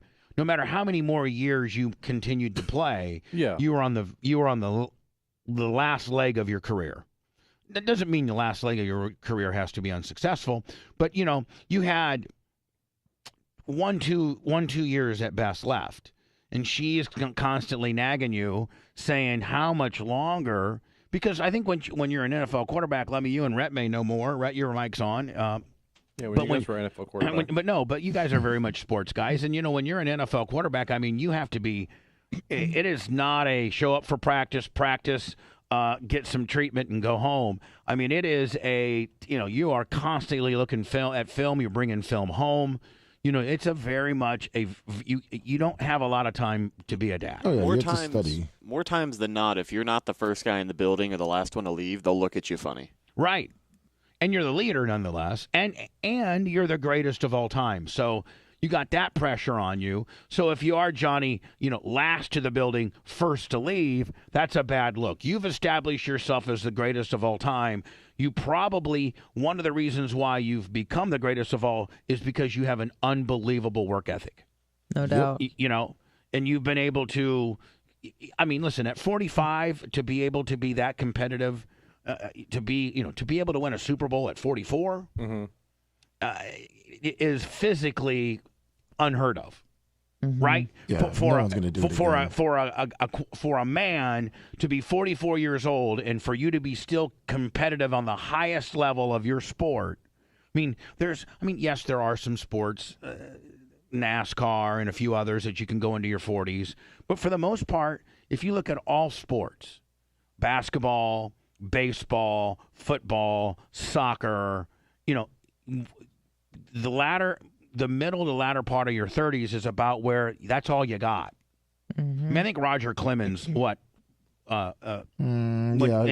into his maybe early 40s, did he not? Nolan Ryan? Nolan Ryan, I think, went to he's like 44, 45. But baseball's a little different. Yeah, baseball is a little different, and especially when you're a starting pitcher, you're only playing once every 5 days. Yeah. Right? Yeah. Roger Clemens he wasn't even traveling with the team. He would fly in for their starts. Right. So. Right. Because he was Roger Clemens. Exactly. So, but the average athlete's body lasts till about the late 30s. To be as competitive. It's not that they just go down the S. Right. No, just to be on the competing at the highest level. Yeah, right. Usually like mid to late 30s is it for most sports. Right, and then their skill set starts diminishing for where now their younger guys are better than they are, and they're going to be replaced. Well, that never happened with Tom Brady because he's a freak. Yep. He's a freak of nature. In order to be a freak of nature, you have to work your ass off. And if you're going to work your ass off both physically, in the weight room, nutritionally, sleep, just being on a very rigid schedule. That's not pro dad. You're not going to be in car line to pick up your kids. No. You're not going to be you're going to have a spontaneous date night. No. Right. And so, hello, who's this? Hey, Bubba, how we doing today? Good. Good. Hey, two things with the Gator Nationals coming up. It got me thinking back in the day, probably Sirius days. You had Gene Lasker on talking about his first experience at the Gator Nationals. Be great clips to play of just how mind-blown Gene was and his explanation of those cars taking off, them being out of breath at the finish line. We'll look that up. I'm also supposed to have lunch with Gene next week. Yeah, he just, Gene, the big tough sprint car racer, man of the world, he goes, those things are just completely insane. He goes, I always wondered how they can only race for 4 seconds and be out of breath. He said, I stood on those start line and it just, was indescribable. Yeah, coming from Gene Lasker is pretty cool. appreciate the heads up. We'll go look for it. Okay, buddy? The other one was a great interview with Gary Selzy. Thank you, buddy. I got Alexis DeJourna on today at 9:15 via Zoom, and then Ron Capps tomorrow at 9:30. The NHRA Gator Nationals next Thursday through Sunday in Gainesville Raceway Park. Tuesday, next Tuesday, I'm going to give away the 4-day the 4-day passes. I got 2 4-day passes, good for all days. And I might have a couple of pair here and there. We're inventorying what we have left. So, keep listening for potential NHRA, more additional passes, tickets. And I have next Tuesday, a 4-day pass to give away. That'll probably require some Bubba trivia. Something that's a pretty ultimate prize. Yeah. So, at 45, you can go out and get any bitch you want. But, I mean, you got your wife. She's certainly beautiful.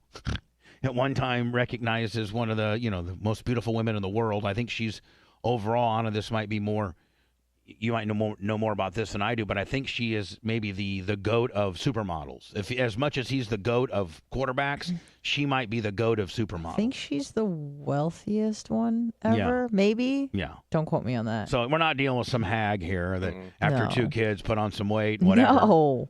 She's beautiful. No, she's holding up great. And, Maybe indeed. We all as men don't want it to be true. We all as men live vicariously through Tom Brady, and we want him out there blasting some hot 21-year-old, just, living the life. But maybe he just wants his family back.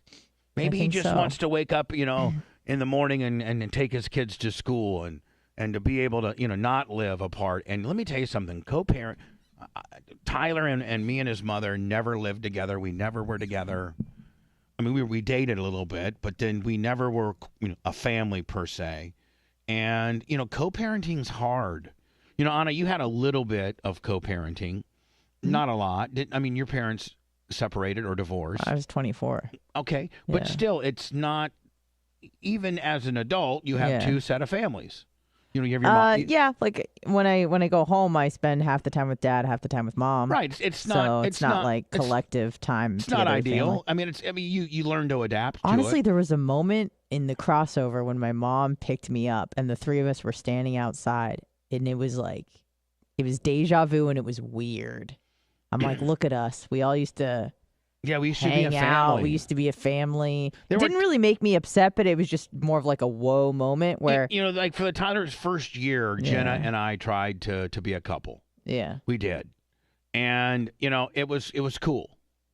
And then as Tyler got older, there were instances where we would go to his race together or something like that, and I would think in my mind, wow, this is a good feeling to have it all, grouped into one deal here. But inevitably, that's not what it is. But I had moments of deja vu as well. Would be like, oh, this would be kind of cool. Yeah. But we didn't like each other. So. Right. That. But I think with Tom, again, I don't know him, so I'm just speculating. But he probably was really looking forward to when he did retire to spending time with his family and not missing out on these moments. And then when he does retire, the family dissolved. So, maybe he's trying to fight for it back. I don't know. It dissolved when he went to that final year. Because I think she had put her foot down. We don't really know anything about it. But just if you just look at pure statistics as to what happened. Remember, Lummy, he retired. Yep. And then she was like, that's what she wanted, and then he unretired. Yeah. And I think that it'd be kind of a little bit of a battle at that point. And then they took 10, 14 days off during training camp. Right. That they supposedly went to the Bahamas. If he was completely over her, he would have said, "Go to the Bahamas, bitch. I'm not following you to the Bahamas to try to get you back." So obviously, and when you have a child with somebody. And let's not forget, this isn't just some bitch from Carrollwood. This is the all-time greatest supermodel who's very beautiful, the mother of his children, and I think that indeed we don't want him to be doing the potentially getting my family back.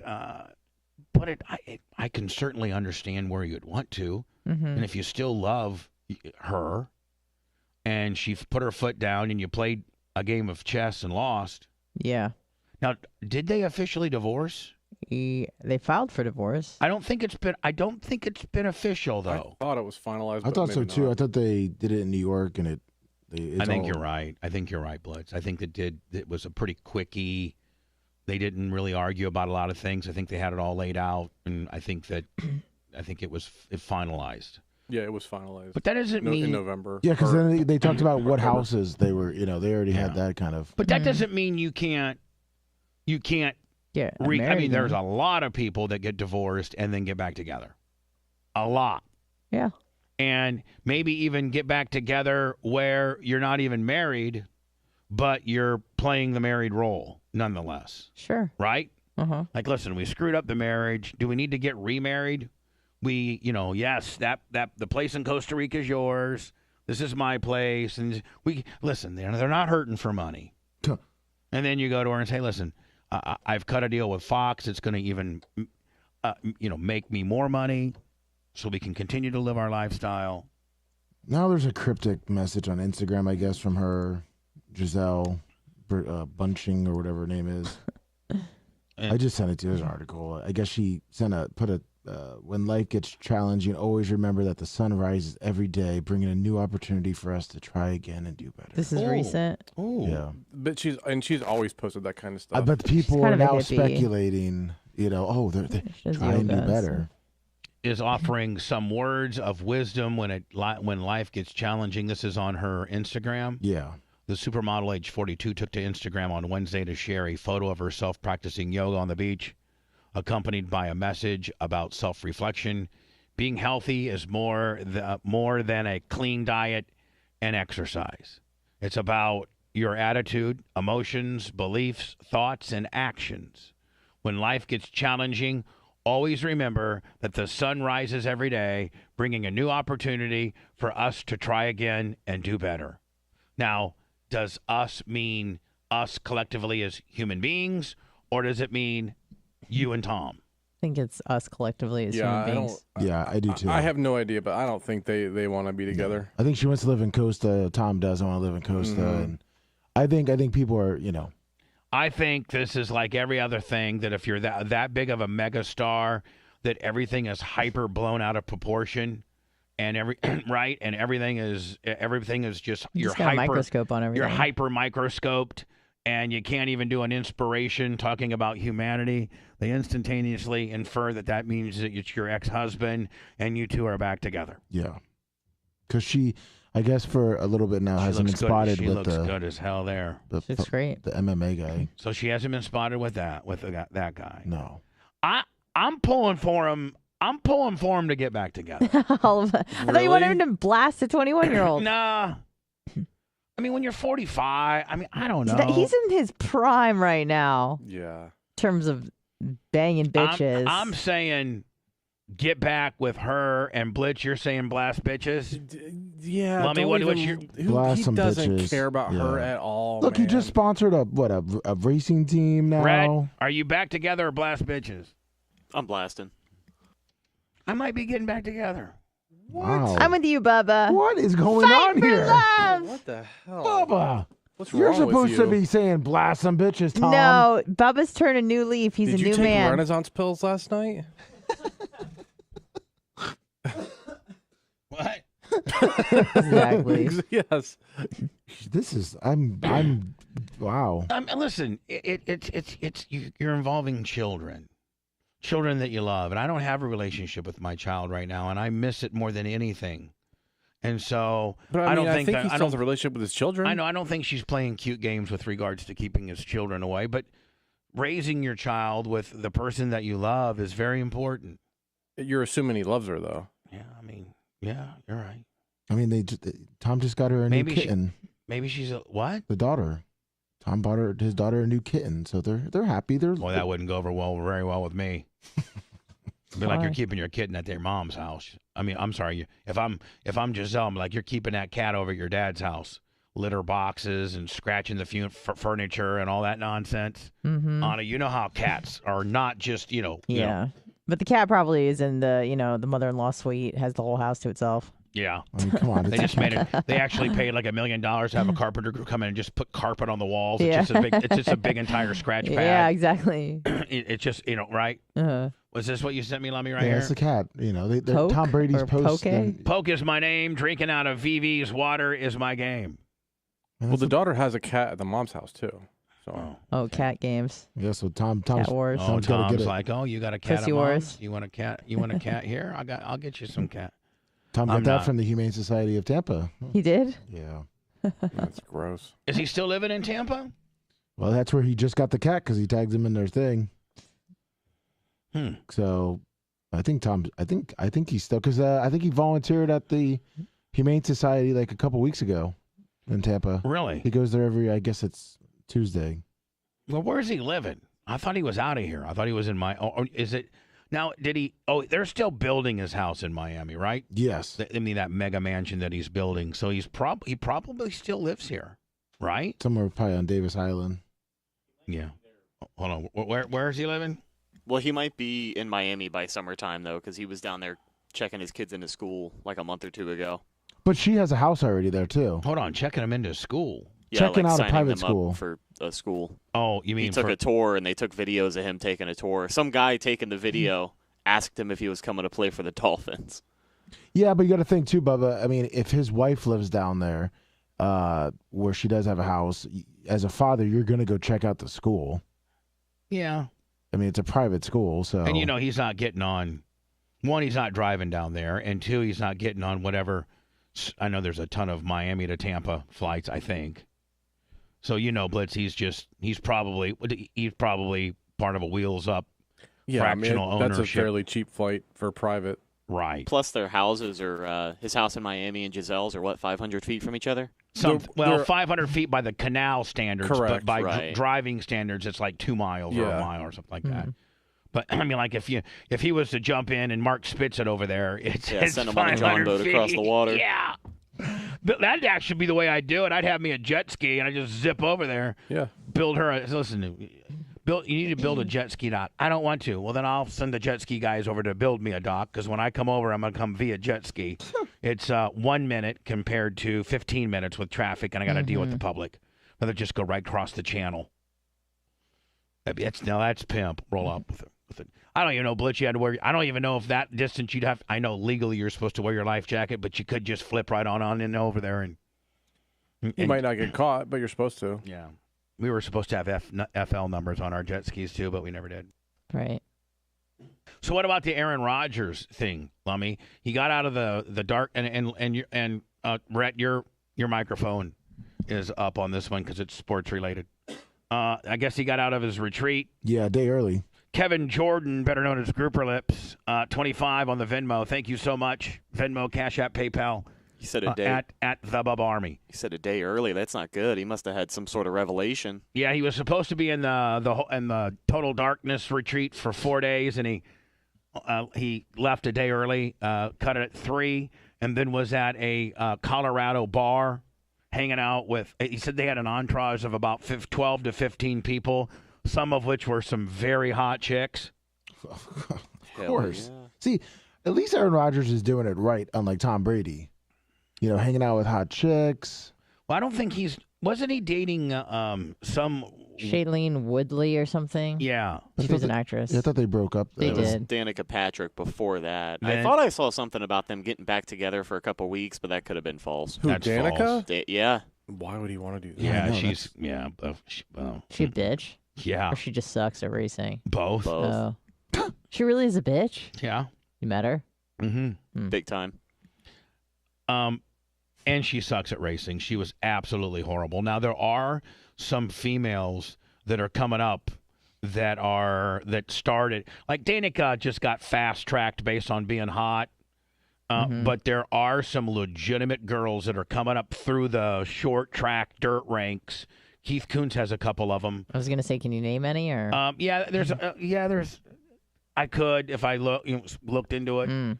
But there are some girls that are coming up through the dirt short track ranks that will be more deserving of a NASCAR ride, and I think have far more skill set than Danica. Are there any women in NASCAR right now? I don't know. I mean, NASCAR being, if you go to the Truck Series, Haley Dagan drives the trucks, doesn't she? Yeah, Haley Dagan. I don't know how good she is. Right. I'm just curious. She is hot. Have you seen her? No. Yeah. She's kind of How about the? She never well, not. I mean, she's hot, but she never qualifies. qualifies. Yeah, she's very not well. that good. There's this girl that drives for Keith Koontz that's blonde. Yeah. And she was an Oklahoma or a Nebraska cheerleader. And yeah. I think we've shown her on the show. And she's pretty hot, and she actually is pretty damn good too. And then there's a couple others that are coming up. Michael Knight, $20 Cash App. Thank you, buddy. All at the Bubba Army. Now, Rodgers, I think Aaron Rodgers will have a decision to the Green Bay Packers by early next week. Yeah, they're saying that by next week they'll have some kind of I decision. heard he was flying to Green Bay, sitting down with Gutekunst, and because Gutekunst is at the Combine this weekend, and they're going to have a better understanding as to what Aaron Rodgers is going to do. I would say no later than Wednesday. And at that point, I mean, Rhett, can they immediately get what they want for this guy? Oh yeah, there's so many teams that are going to pay for it. That's the thing. You got the two most major ones, and that, of course, being the Raiders and the Jets. Those are really the only two that you're hearing, right? Well, the Jets or the Raiders have kind of said they're backing off of it for now, which I don't believe. But Carson Wentz. The Jets, I think, are number one. Yeah. They want to win. I still think he ends up staying in Green Bay. I know Lummy's kind of changing your mind and making you think that he's gone already, but I think he sticks around. I will tell you this, Rhett. This is the only thing that's got me thrown off, okay? Is that I was watching a Brian Gutekunst video when he first got to the Combine, and the first 22 questions were about Aaron Rodgers, and he was not really as over the top as he's been, kind of over it. And then they said, what's the progression for Jordan Love? Do you think Jordan Love is ready to take over this football team? And he said, I think the next step for – this came out of his mouth, Rhett. He said, I think the next step for Jordan Love is to play, and I think he's ready. That's what he said. And I talked to Brian about that, and Brian's going, well, of course he's got to say that because he's got to, one, either try to build Jordan Love's stock or two, at least keep him happy for the time being. Right, and what he said isn't a false statement because he didn't say anywhere in there, the next step is for him to play for the Packers or play, for another NFL team. But Jordan Love said it himself. He wants to play. It's just the question's going to be, is that going to be in Green Bay? Because if Aaron Rodgers restructures and he comes back for 1 more, 2 more years at most, then Love's not sticking around by any means. No, plus this is the last year they got Love for cheap because next year is the $20 million kicker. Right. So next year is his 5th-year rookie option, which is only afforded to first-rounders, maybe second. But I think first-rounders are the ones that have the 5th-year option, right? Correct. And that 5th-year option is usually astronomical, more towards the market value of, because they figure if a rookie's been around for 5 years, he's and you're going to pick up that he's a starter by all means, and so they always structure that 5th year to be more like I think Jordan Love's been playing for like $8 or $9 million for the first 4 years, but then his 5th-year option is like $21 million. Yeah. So they structure that 5th year to be kind of competitive to what that position pays.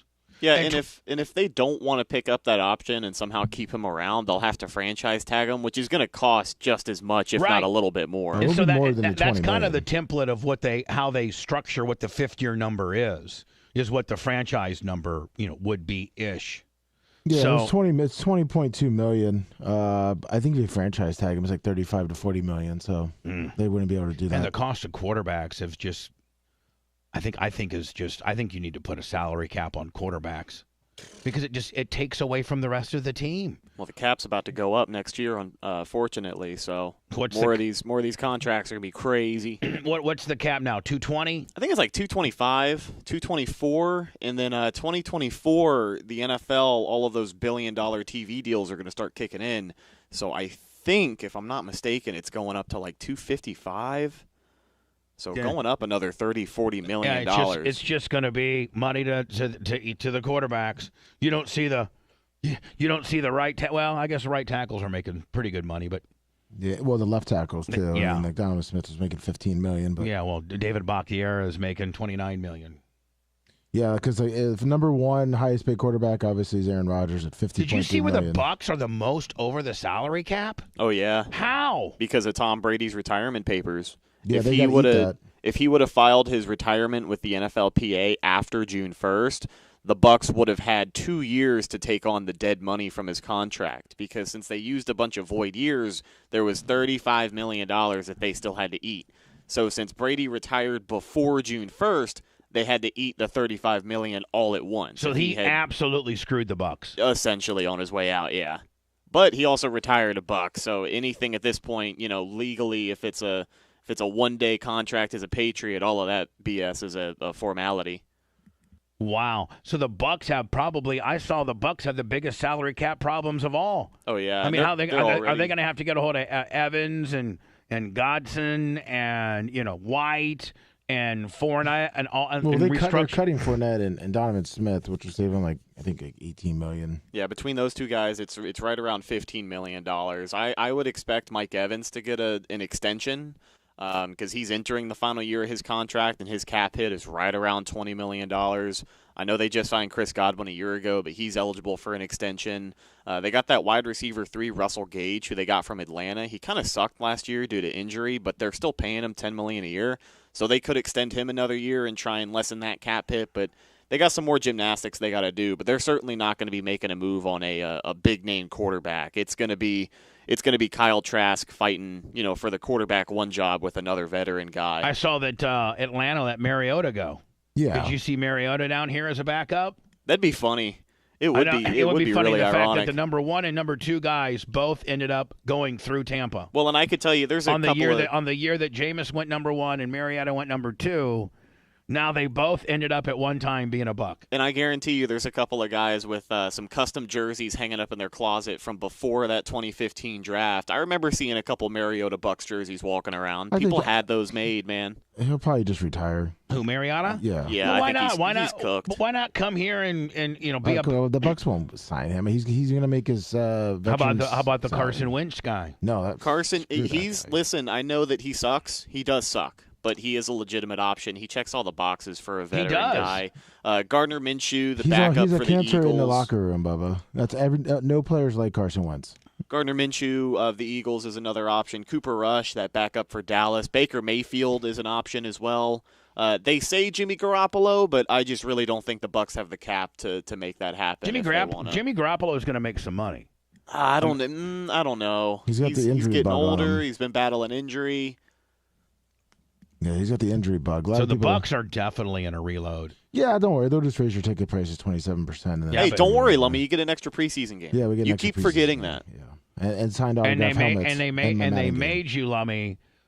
They made you when you renewed your season tickets. They made you. It was a 2-year deal. No, take it or leave it, right? Because I didn't cancel my tickets. Well, they also sent him when he renewed. They also sent him a copy of Madden 23, right? No, see, I didn't do that, Bubba, because I'm actually a true Bucs fan. I didn't cancel my tickets when Brady retired, so I didn't have to sign the 2-year deal. And what you did is you actually tried to get better seats.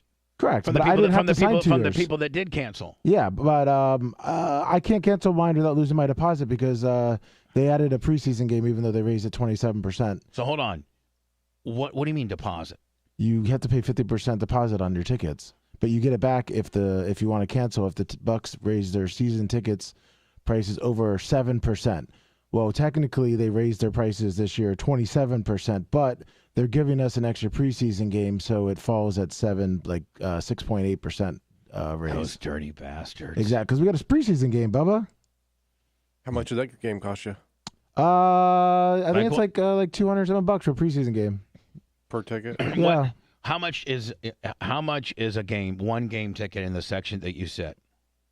I think it's like now it's like $150-ish. That's not too bad.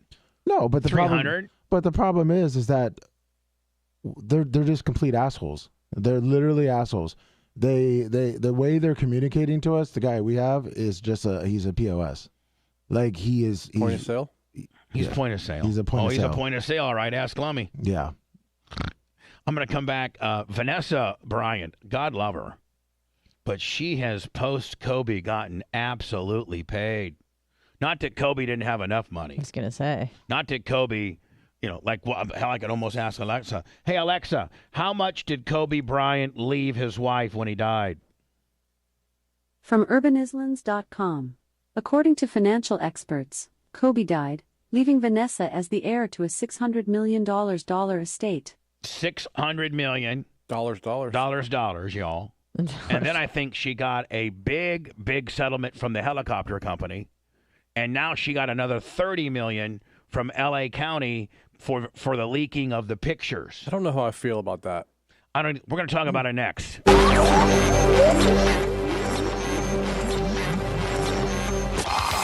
Bubba Radio Network will return after this. Here's a steak.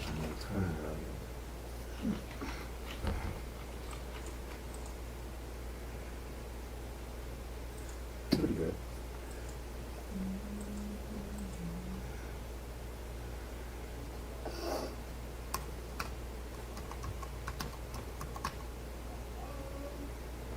$1 tip, y'all.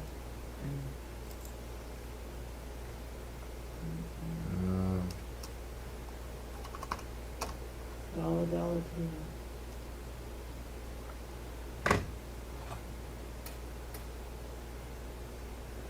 Good morning, little overdrafted bird. Little Wilbur, good morning, Big Wilbur. Kobe's wife is getting paid. You think she's fucking another dude yet? Oh, fuck yeah, of course. You reckon? I reckon. I'm gonna grab a water and stuff. Do you need anything, Lumbo? Sure. If there's extra water, I'll take one. Okay. Bubba, do you need it? No, I'm good, thanks. Okay. A couple of big ones here.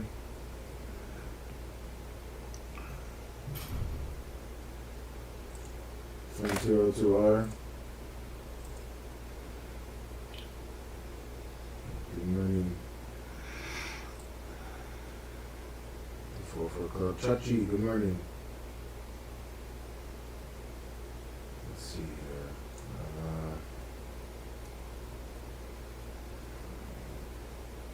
Oh, she does have a new boyfriend. Victor Ortiz.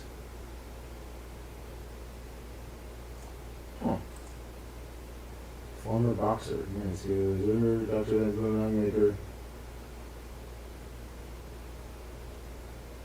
Larry D, good morning. Dark Match Steve. Good morning.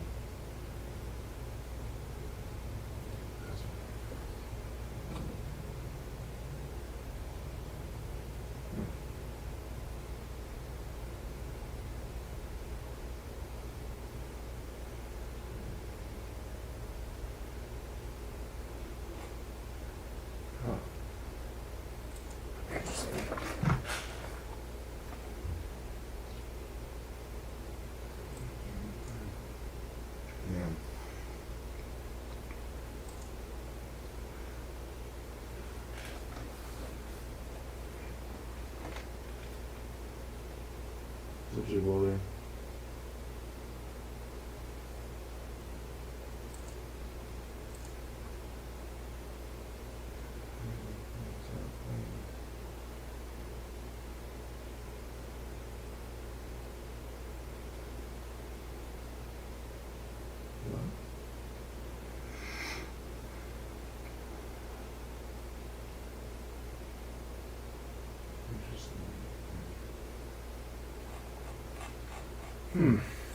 Nah, I'll take it. Ringo Valentino, good morning.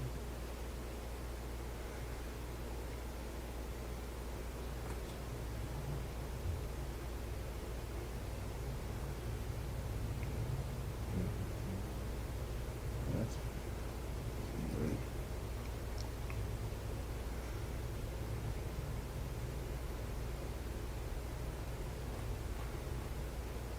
Philly.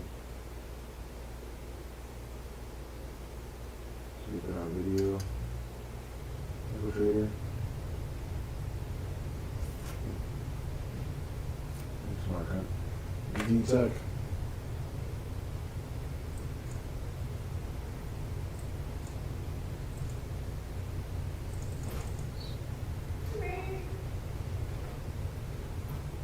Good morning, Hall of Fame crew of Bowling.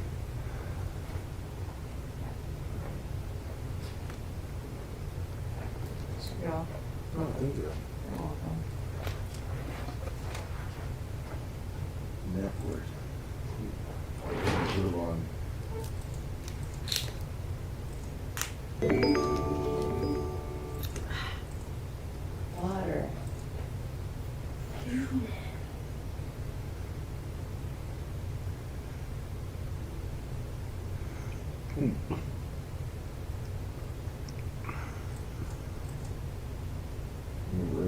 either because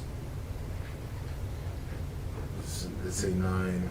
August is at like 10 or 11.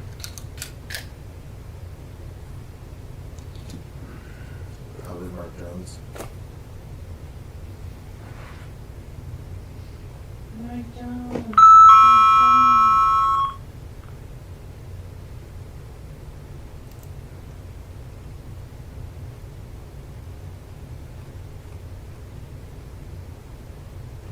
Ooh. Oh. That was a good one. Can't afford it there, Gary Cantrell. You're the Cantrell. Please.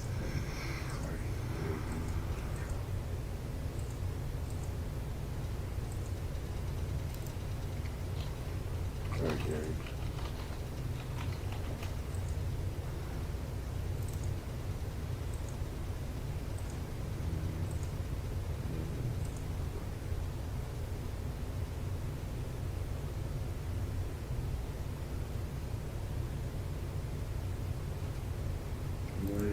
Collins.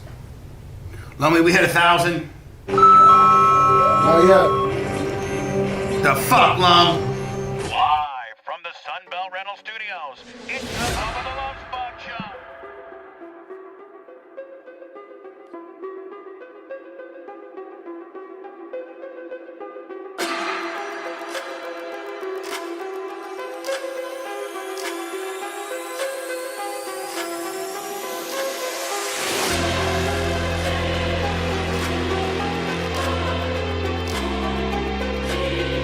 Bubba the Love Sponge Show is sponsored by BetterHelp. Good people. They'll help you out, my friend. That's BetterHelp.com. /BTLS. Getting to know yourself can be a lifelong process, especially because we're always growing and changing. Therapy is all about deepening your self-awareness and your understanding of yourself, because sometimes we don't know what we want. And that's why we act the way we do. If you're thinking about starting or giving online therapy a try, BetterHelp is your best option. It's entirely online, designed to be convenient, flexible, and suited for your schedule. Just fill out a brief questionnaire to get matched with a licensed therapist, and you can switch therapists at any time for no additional charge. It's quite simple. Discover the potential of you, a new you, with BetterHelp. Visit BetterHelp.com /BTLS and get 10% off your first month by using the BTLS kicker. That's BETTER, BetterHelp, HELP, BetterHelp.com /BTLS /BTLS. Thank you, Lami. So, Vanessa Bryant, and who's the widow of Kobe Bryant, who I have nothing but great things to say. I thought Kobe was a great player. I think he was one of the most talented. Was he a shooting guard, or was he a small forward? Yeah, small forward. That small forward position is chocked full of legends. Charles Barkley, Larry Bird, Kobe Bryant. I'm sure I'm missing a whole bunch. Yeah, I mean, now that they've changed. The NBA has changed now. Like, who knows how it's going to turn out? Like power forward, you used to have Karl Malone, and they don't really have those anymore. I feel like now everybody just scores. Yeah, just shoot threes. Nobody passes. There's no setup where a power forward would kind of be there more for a rebounder or set a pick, and the small forward was kind of more of the shooting forward. Yep. That's kind of how conventionally it went down. You had a guard that brought the ball up, usually your point guard, but he wasn't the shooting guard that was a better shooter like Stephen Curry. Right? They've really fragmented the positions. And then people in chat are saying that he was a shooting guard. He technically was both. They put him as a small forward, and a lot of times they play it and a shooting guard. So yeah, I mean, didn't Magic at one time play center? Yeah, he did. I mean, people play. I mean, you could say Jordan was a shooting guard, but occasionally he played point guard. I mean, and he played forward too. Yeah, anyway, Vanessa Bryant, the widow of the late Kobe Bryant, who so tragically lost his life in what I would describe very much as 100% pilot error. Blitzer Johnny Aviation. I mean, that pilot completely got in the soup and lost. Probably got vertigo. Wasn't flying off his instruments, and hit this. This is how it went. He was in IFR conditions. He got in the soup, which means you basically are completely whited out. You can't see anything, and you got to go right to your instruments, and you got to fly. But what your instruments usually don't show you sometimes is the mountain beside you. Oh, dang. So you at that point have to know where you're at and how high you need to be. And he got, he's locked in, weather conditions, and he hit the side of he literally hit the side of a mountain. Yeah. And 100% pilot error. She's already settled the lawsuit with the aviation insurance company. I don't know what she got there. Didn't she also sue LAPD for releasing the photos? That's what this was. Well, that's what. What I'm getting ready to talk about right now is that she's gone and taken 2 bites at this apple. Now, mind you, her husband left her. She's now. He was worth $600 million, and she was the sole heiress of his fortune, and she deserves all of that. You think she still has the apology ring?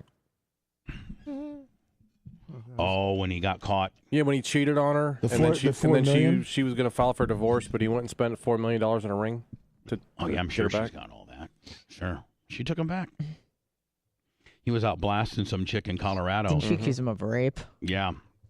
Did she come out later and say it wasn't rape, or how did that resolve? Here's the deal. I think that was definitely infidelity. Yeah, he admitted it, but he said he didn't rape her. But I don't think it was rape. Right. I think that there's nobody that has refuted, including Kobe himself when he was alive, that he had consensual sex with her, and I think it might have even been ANOP. Yeah. I think that was kind of the was big. Was she 17 or was she? No, she was 19. She was above board. Yeah, she was 19. Okay, I didn't know if there she was that. a hotel employee. Rhett, since we're a little bit sportious, I got your slate up too. Sportious. If you want to add to this, but he was in Colorado doing something. He was doing rehab on his knee surgery. No, he was doing rehab, all right, and met this woman at the place that he was staying. They went back to his place and blasted. I think he may have, gone anal with her. I think that was kind of the big underlying, oh my God. And I think and I could be wrong. So anybody that knows the story better than me or is looking at the story, go back but I think that she went back home, didn't immediately call the cops, talked to her roommate about it. I think maybe even put new panties on. Oh, here we go. Thank you, Anna. The Kobe Bryant sexual assault case began in July of 2003 when the news media reported that the sheriff's office of Eagle, Colorado, had arrested professional basketball player Kobe Bryant in connection with a investigation of sexual assault complaint filed by a 19-year-old hotel employee. Oh, so she worked there. Yeah, no, you guys all said that. And I didn't. Bryant had checked into the lodge and spa, a hotel in Edwards, Colorado, on June 30th in advance to having surgery there July 2nd. The woman accused Bryant of raping her in his hotel room on July 1st. She filed a police report and authorities questioned Bryant about bruising on the accuser's neck. She filed a police report right after the incident? I don't know. It didn't say. Bryant admitted to sexual encounter with her, but instead said the sex was consensual. The case was dropped after Bryant's accuser refused to testify in the case. A separate civil suit. Yeah. A separate civil suit was later filed against Bryant by the woman that was settled out of court and included Bryant's publicly apologizing to his accuser, the public, Why his would family, he apologize to the accuser? and while denying the allegation. Well, I mean, that's probably part of the Sorry, settlement. you lied. I had to do an I'm sorry thing to Hogan. Okay. As part of a settlement. Here's where I think this is. It said the sheriff investigators confronted about the sexual assault like a day or two after it happened. Yeah, she Eagle went County, right away. Yeah, Eagle okay, County well. investigation confronted Bryant with the sexual assault accusation on July 2nd during a July 2003 interview with the investigators. Bryant initially told investigators that he did not have sexual intercourse with the accuser, a 19-year-old woman who worked at the hotel where Bryant was staying. When the officers told Bryant that she had taken an exam that yielded physical evidence such as semen, Bryant admitted to having sexual intercourse with her, but stated that it was consensual. When asked about the bruises around her neck, Bryant admitted to strangling her during the encounter, stating that he had held her from the back around the neck, like a rear naked kind of deal. That strangling during the sex was his thing, and that he had a pattern of strangling a different sex partner, not his wife, during sexual encounters. He said all that? Why would you say that? Because you didn't have your lawyer with you? Soon as those cops come in, I need a lawyer up. Strangling's kind of my thing, so. That's what he said. I know. That's why it's kind of crazy. Kind of my thing. My hands are strong. I don't know, Brian stated. He assumed consent. He stated that he assumed consent for sex because the accuser's body language. Law enforcement officials collected evidence from Brian, and he agreed to submit to a rape test kit and a voluntary polygraph test. How do you rape test a guy? Probably maybe swab the inside of his penis for I don't know, cells or maybe. I mean, but maybe, rape is maybe you're not sex, but rape. But hold on, maybe you're looking for her DNA on your penis. But that just means you had sex. That doesn't mean it was rape. He admitted that he had sex with her. I know, but maybe they just want to I don't know what double cover their tracks. Okay, I'm just confused, but. And also a polygraph test. All right, well, that makes more sense. On July 4th, Sheriff Joe Hawley issued an arrest warrant. Bryant flew from Los Angeles to Eagle, Colorado, to surrender to police. He was immediately released on a $25,000 bond, and news of his arrest became public 2 days after that. On July 18th, the Eagle County District Attorney's Office filed a formal charge against Bryant for sexual assault. If convicted, Bryant faced probation to life in prison. But that's a pretty big. Hold on, that's usually they rough it in. Range. Usually they rough it in a little better than that, don't they? Yeah. I mean, probation or death or life in prison. Yeah. My God, do we not have a middle? Wow.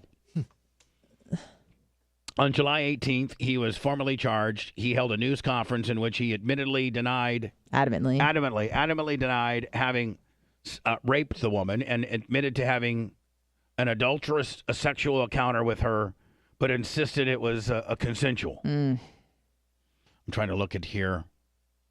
Oh yeah, this is where she gets into on December of 03, pre-trial hearings were conducted to consider motions about the admissibility of evidence. During those hearings, the prosecution accused Brian's defense team of attacking the accuser's credibility. It was revealed that she wore underpants containing another man. Oh, that's right. She had semen from another dude. Mm-hmm. It was revealed that she wore underpants containing another man's semen and pubic hair. Ew. So she, in her panties, there was another man's semen and pubic hair. She wore underpants containing another man's semen and pubic hair to her rape exam the day after the alleged incident. Yeah, so that means she went home and blasted another dude, right? Or did she wear panties from a previous blasting and didn't wash them? Right? One would think that if you laundered your panties, it would. I would hope so. I would hope that your washing machine's good enough to take from another man along with Caucasian pubic hair. Detective Doug Winters stated that the yellow underwear she wore to her rape exam contained sperm from another man along with Caucasian pubic hair. Bryant's defense team stated that the exam results showed compelling evidence of innocence because the accuser must have had another sexual encounter immediately after the incident. She told investigators that she grabbed a dirty pair of underwear by mistake from her laundry basket when she left for home. Nonetheless, I mean, you're kind of a hoe. Right. On the day that she was examined, she said that she hadn't showered since the morning of the incident.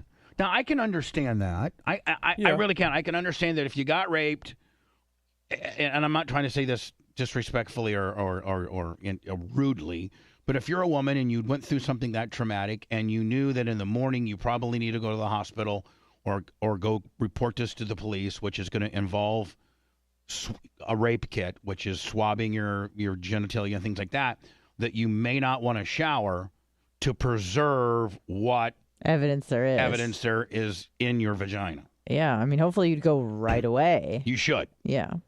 But, maybe she got done at midnight and wanted to at least get a few hours sleep. We don't know. We don't know. On the day that she was examined, she hadn't showered since the morning of the incident. The examination found evidence of vaginal trauma, which Bryant's defense team claimed was consensual with having sex. It's consistent. Consistent with having sex with multiple partners in 2 days. The defense just called her a hoe. Or, hold on. She a hoe. Of course, Kobe Bryant's, people say that. But if I was a state, it would be like, no, it's consistent with having sex with a man that's got a 12-inch penis. Exactly.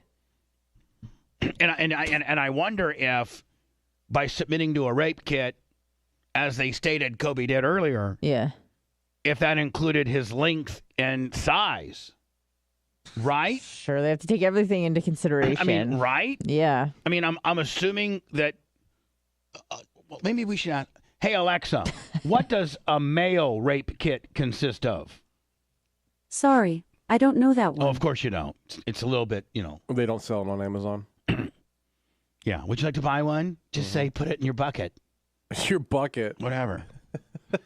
I'm just saying. I mean, like, what procedurally? What do they do on a male rape kit?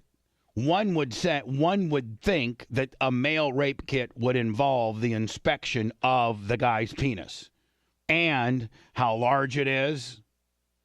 Right? Yeah, you would think so. I mean, right? Yeah. Listen, on a male rape kit, there's only one piece of body part you need to look at. You're not, I guess potentially you could look at the, fingers and things like that. I would think that a male rape kit would be when a male got raped and they would be looking at his BH. Yeah, they do that too. That too, yeah. The evidence recovered by police included a T-shirt that Bryant wore the night of the incident, which had 3 small stains of the accuser's. This gets pretty graphic. Of the accuser's blood on it.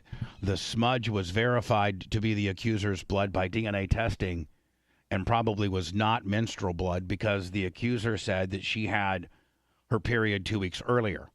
It was revealed that Brian learned the woman had It was revealed that Brian leaned the woman over a chair to have sex with her, which allegedly caused the bleeding. This was the sex act in question, as the accuser claims she had told Bryant to stop, but he did not. And Brian claims he stopped after asking if he could. He wanted to party on her face. Oh, nice. Oh, man. The woman, the resort night auditor, said that she saw the accuser as she was leaving to go home, and she did not look or sound as if there were any problems. I like it when you put it on the panties. However, Bobby Petrak, the accuser's high school friend and bellman at the resort, said she appeared very upset and told me that Kobe Bryant had just force-sexed with her. A few weeks later, there was a trial that was scheduled to begin. The accuser wrote a letter to the state investigator clarifying some details of her first interview by Colorado police. She wrote, "I told Detective Winters that on the morning while leaving, I had car troubles. That was not true. When I called in late to work that day, that was the reason I gave for my boss for being late. In reality, I had simply overslept. I told Detective Winters that Mr. Bryant made me stay in the room with him and wash my face while I was held against my will in the room. I was not forced to wash my face. I did not wash my face. Instead, I stopped at the mirror by the elevator on the floor to clean my face up. I'm extremely disappointed in myself, and blah blah blah blah blah. So I she thought got paid? I thought that oh, she got paid. Yeah. She got paid. Do you think he did it? Like he raped her? Do you think he raped her? No, I'm guessing it sounds like it was consensual, but he took it too far, and she did not like it. And she might have, No if she means did no. say stop, if she said stop and he didn't, I mean, that's rape. Yeah. I mean, yeah, I think it was like that. I think it started out consensual. Yeah. I think that he got a little rough. Yeah. I'm sure that he is well hung, and that it might have hurt. Girls in our Well, he said he likes to choke out, and he's got strong hands. right. Yeah. So as she's consensually having she's sex, not breathing. It goes to levels that she's not familiar with or comfortable with. Yeah. Yeah. He's choking and he's he's hung like a they called him the Black Mamba. Did they not? Mm-hmm. Yeah, that's his charity. Yeah. So he's got a Black Mamba. All right. He's got the Black Mamba full out, like a modern day power stroked piston, going crazy, 7.3 liter, old school. And she's like stop. He doesn't stop. He parties on her face. And that's rape. Yeah. I mean, then, she has to. I thought, when we covered this back in the day on Naughty Rock, I thought that there were ALOP parameters. It's funny. I kind of remember that too. I don't know why. But me too. That's what and she was bleeding. Right. And that's potentially where the blood came from. Was from. Whoa. Maybe we just made that all up. You just wanted that to happen. I thought for sure that was part of the investigation. That's stuff that we read. But I'm not seeing any of it here. And her name was never released? It was, which was another problem. It was released multiple times. Oh. And a lot of those things that were released about her having possibly sex shortly after was released to make her look bad. And her name was released. I want to look her up. Maybe one she reason should have why- sued for $30 million. Well, that's why I guess I Kobe think- had to apologize for, Yeah, Kobe kind of went on the offense here, Anna, and his team kind of trickled her name into the news, and her identity did come out, and kind of a big smear campaign, and that probably ended up costing Can him I in the say long her run. name? Or No, I think you can, absolutely. Caitlin Faber, is that right? If it's been published, yeah, I think you can say her name. Maybe not. What do you She mean? made headlines after she accused the now deceased Kobe. I guess she was on American Idol or something. Okay, well then there you go. Yeah, you can talk. I mean, Okay. yeah. Caitlin Faber. Send me her Insta or whatever. Oh, this is what popped up. I wonder what kind of money she got. I'm thinking a lot. I mean, Blitz, you're facing life in prison. I mean, that's a big check you're writing. Yeah, I bet you it wasn't all that much. Wow, she is She's hot. yeah, she's banging. Kate and I can see why Kobe went so crazy on this deal.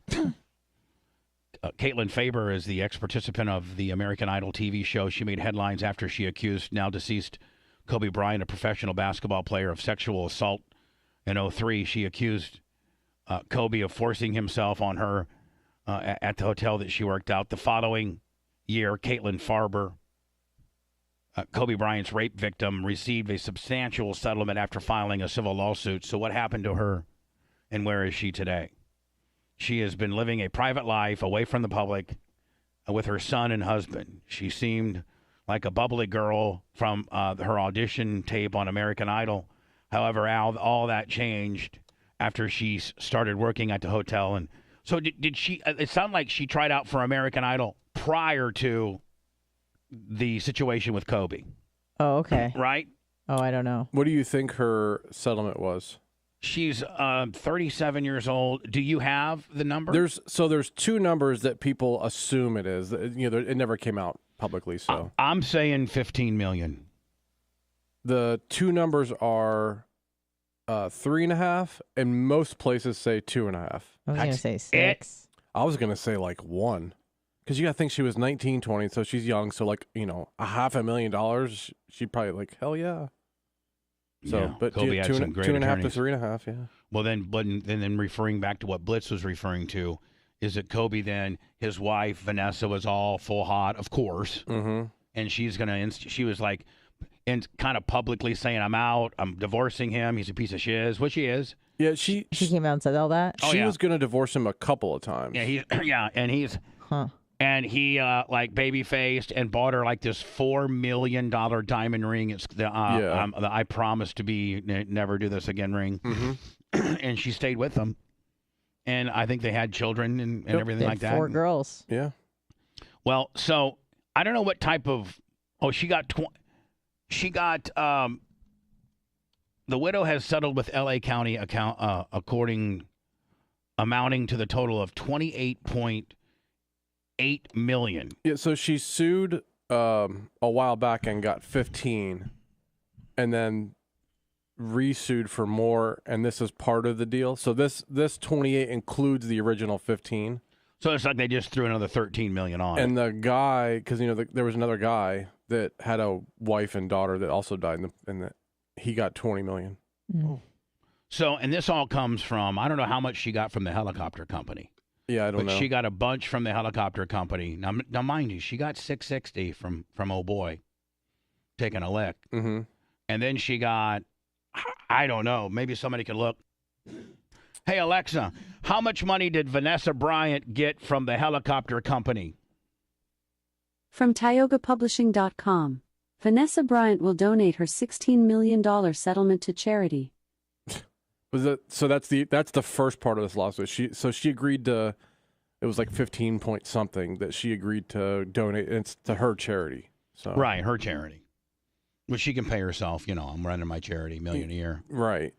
So she's paying her charity, and then now, but that seems like this the Alexa answer was more based on this particular settlement. I thought there was a whole nother deal with the helicopter company. But that being said, this was from some of the first responders or police officers or whoever was first at the scene had taken some pictures of it. Correct. And, on their cell phones. On their cell phones, and it had leaked. Now, I don't know. They sent them out. Like to TMZ and all that like kind of deal. Friends, I guess. There was. Really? Sorry, I forgot you can't play video. I can a little bit. Now sit here in front of you guys. This is Kobe with Vanessa by his side, holding his hand with that big $4 million ring. Oh, this is after the ring. Mm-hmm.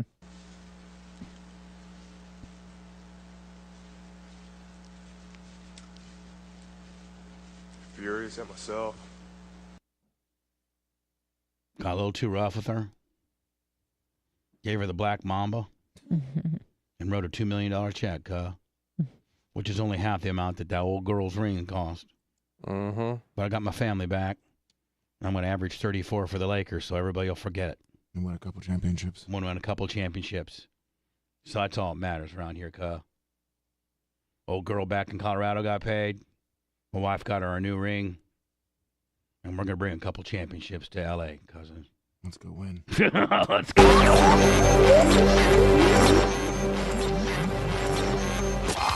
The Bubba Radio Network will return after this. I want to hear this. I'll play it. I got it. I can play it on mine. Just sit here in front of you guys. Discuss it at myself. I'm making a mistake. Furious at myself. Don't judge me. Discuss it at myself. I'm making a mistake. Getting caught. Oh, sorry.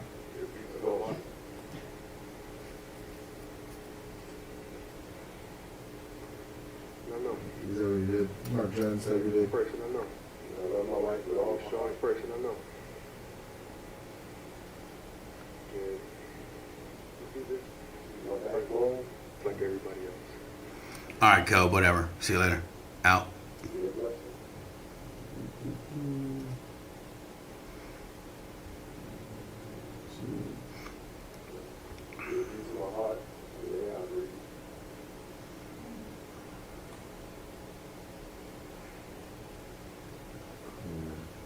Hey, let me. Will you send me the Madonna story about how she's all mad saying everybody's fucking like age shaming her. Megyn Kelly had a real good fucking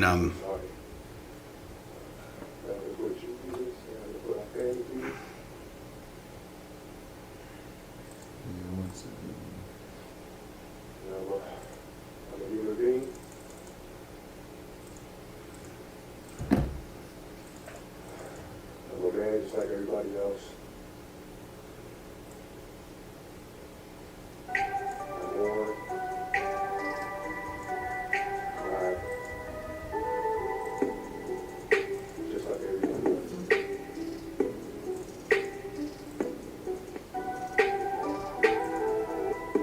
Sit here before you guys, embarrassed and ashamed for committing adultery.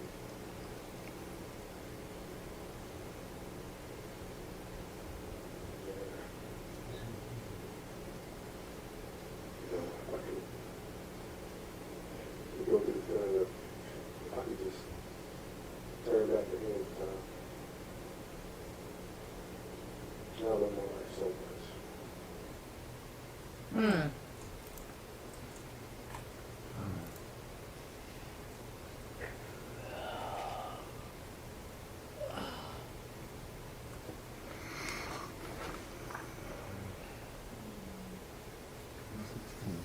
She was threatening to leave for a while. Yeah.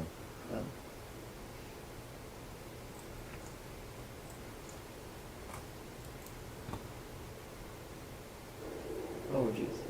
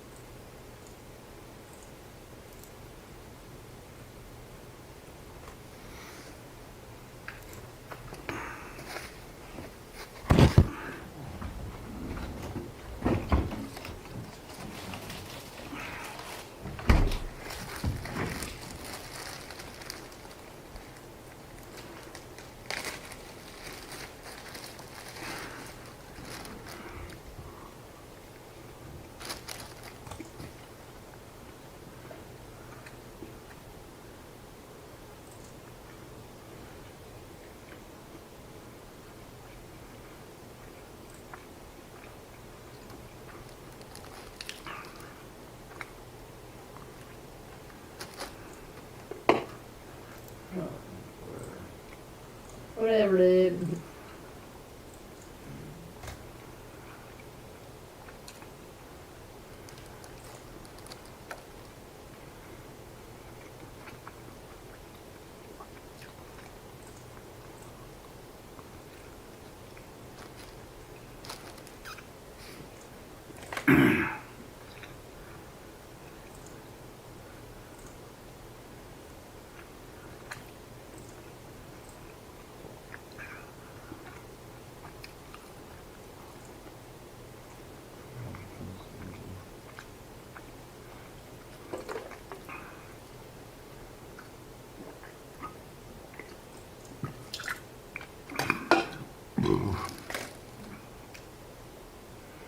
Who's that?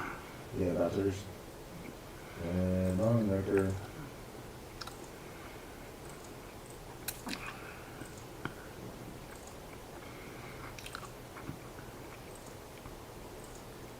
Four. What is Bubs eating? The people want to know. No, you want to know. No, the people in chat want to know because we can see a little sneak peek. The people in chat are saying, in fact, what you eat, Bubs? The sandwich with some cheese. Yes, we can hear them. Everyone's saying, get it, Bubs. What you eat, Bubs? Get it, Bubs. Just a little ham sandwich. A little ham sandwich. People say they claim they saw cheese and some ketchup. No ketchup, but cheese. Was there? Okay, so they're lying. No, not that. Ketchup. They're not lying. They're just probably mistaken. Then it was that big sandwich, exactly. I haven't eaten since 4:15 this morning. Dang. And so I'm having a little, this is my lunch. Yeah, it's your lunch. It's lunch. Take off. Live from the Sunbelt Rental Studios, it's the Bubba.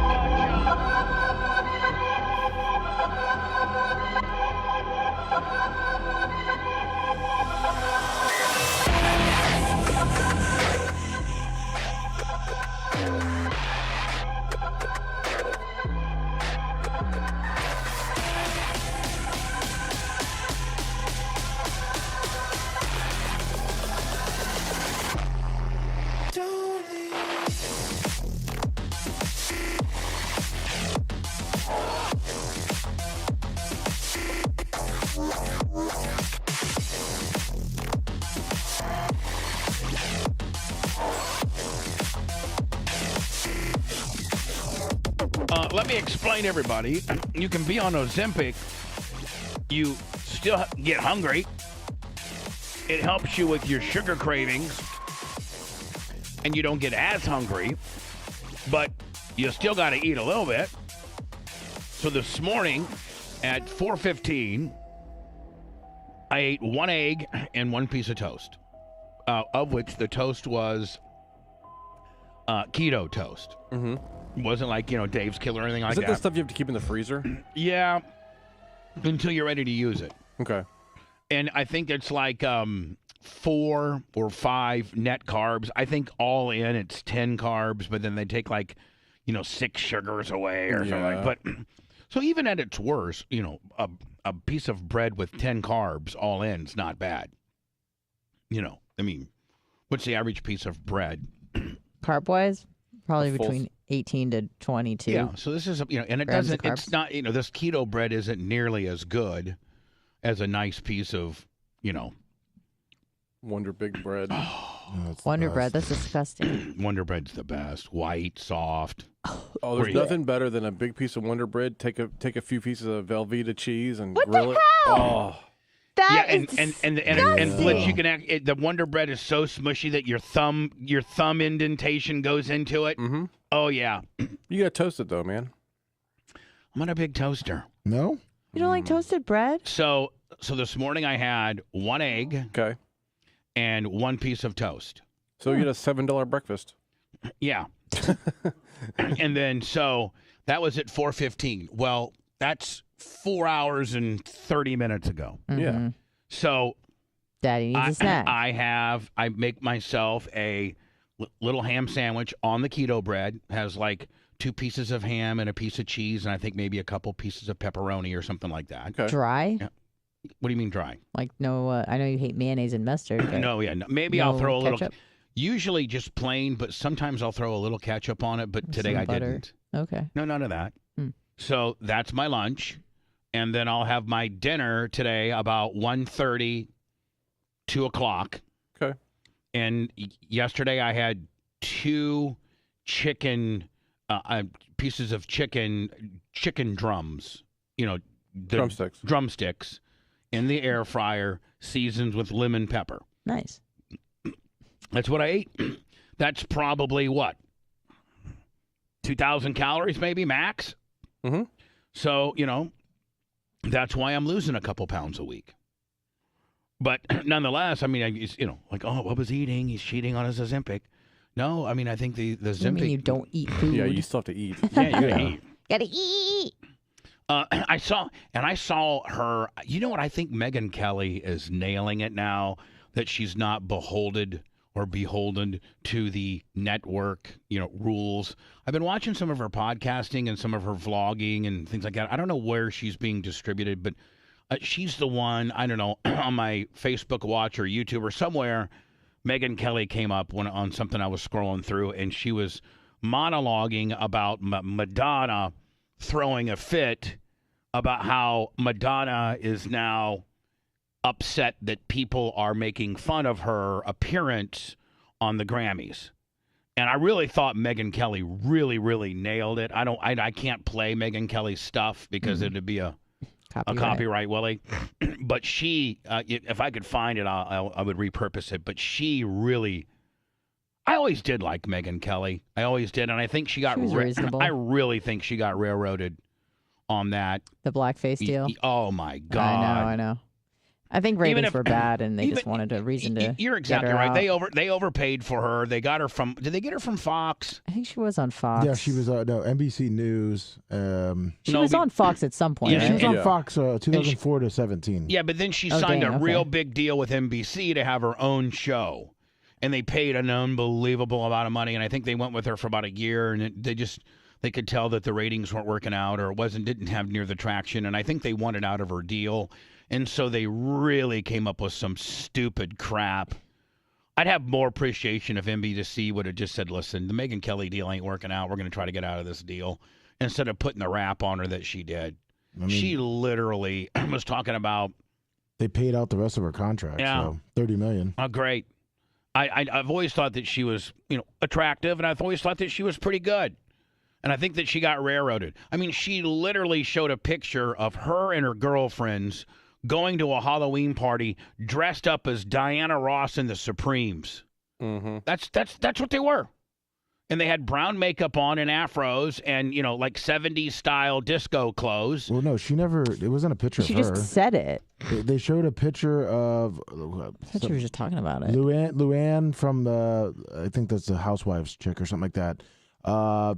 She had a skin darkening spray to represent Diana Ross, and she just said she kind of defended it. I think she said it wouldn't be. It wouldn't be. She said it wasn't racist. Well, yeah, it certainly wasn't racist, but boy, they railroaded the hell out of her. Her comment was, "When I was a kid, that was okay as long as you were dressing up like a character." To like pay homage to someone you admired. That was it. Yeah, Right. there were no pictures or anything. Right.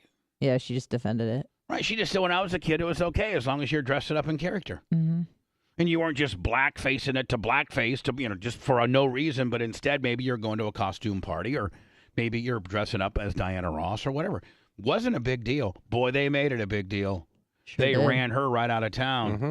She didn't apologize, did she? I think she had to. She sent an Why? She internal was email. fired. She sent an internal email apologizing for the remarks later that day. Well, a lot of times, I know they'll make and you she do that. went- Then they, you had to apologize and then they fired you, right? The first time my job was saved. Oh, okay. The second time, they didn't ask me to do nothing. Yeah. They just said goodbye. Anyway, Madonna They is. made her apologize to all of her coworkers and then go on the air that day, and she apologized. After she got off that show, they ran reruns for like a week or two and then fired her. Oh, Madonna dang. lashes out against criticism. Madonna, you are absolutely open to any criticism that any individual wants to alien. bring. Just on being Madonna. Mm-hmm. I mean, you are a very public figure. You're one of the most popular, women of our generation. You are a mega superstar, and anybody can pretty much say anything they want about you. You have chosen to be a public. You haven't shied away from the public at all. Well, she went on the Grammys Awards, and obviously her plastic surgeon in Beverly Hills or wherever she gets her stuff done does not believe in moderation and just believes in, this is Madonna and she wants to write me a check. And I think that this is absolutely, and anybody that latched out or had an opinion about her appearance. Now, this is I guess I could probably show the picture. This is what her appearance looked like. This is what she physically looked like. This is how she physically presented herself to the during I think an award or something that she was either given or presented on the Grammy Awards. Right here, this is what she looks like. Now, sister girl, anybody that would say anything short of "you look absolutely hideous" is not. It should be never blamed of ageism or misogyny. No way. If you're going to put yourself out there looking like a bloated bulldog, my God, all bets are off. You were aging. You're Madonna. You're aging gracefully. People don't expect you to stay. But my God, when you look this bad, this bloated, all bets are off. You bulldog-looking bitch.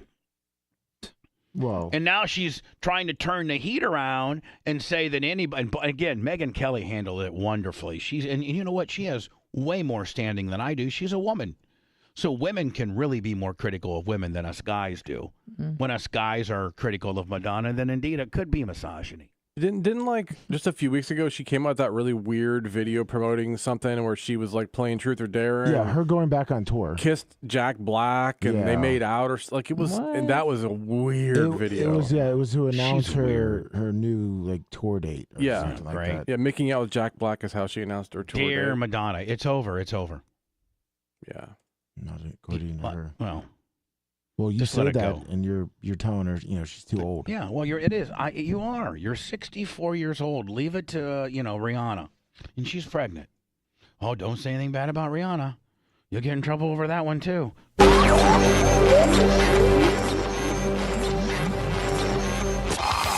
Bubba Radio Network will return after this. I'm just trying to get ahead a little bit.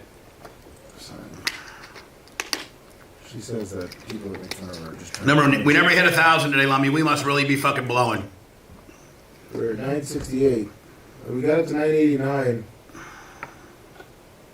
972. Michael Knight. I think I got him. Yeah, I did. Michael Knight. Alright. Alright. Michael Knight in a cool car. Michael Knight. Shit. What you eating You gonna do about? one more break? Yeah. Okay. Yeah, I'm gonna break it. Okay. 7. Okay. I'll set it up then. Yeah. Well, shit. That's not gonna be much of a break, is it? No, but we're gonna need it. I'm gonna need it. Yeah. That'll be 6, and then if I take her to the bottom of the hour, Oh dear. that'll take me at 7. Mm-hmm. So I'll do a quick one. Okay. I'll come in and set you up the next break then.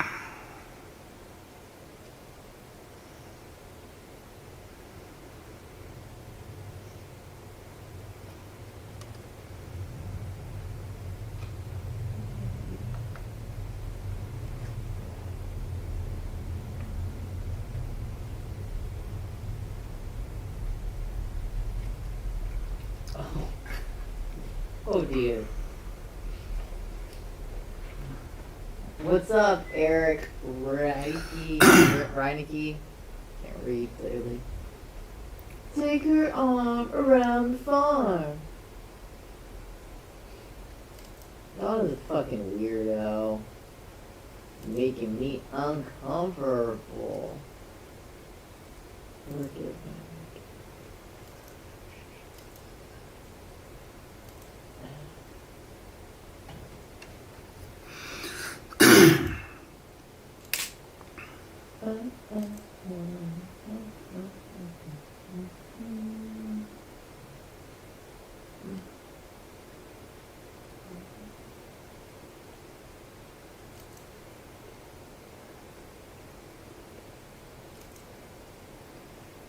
Oh, thanks, Sicilian Redneck. God bless ya. Good morning, West Tampa Mike. 7-1. Drag racing. Yeehaw. Oh, shame.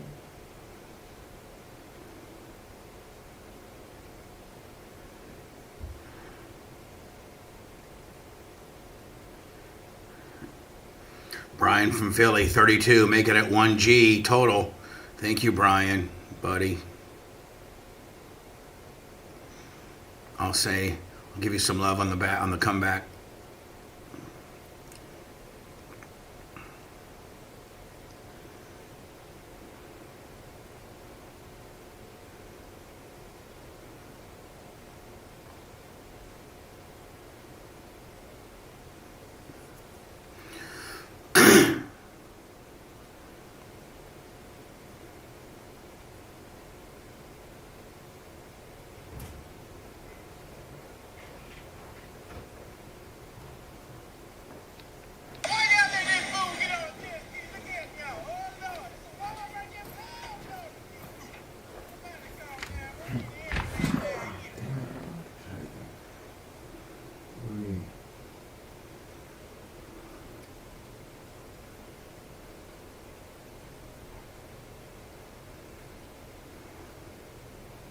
she's here, just like you are, buddy.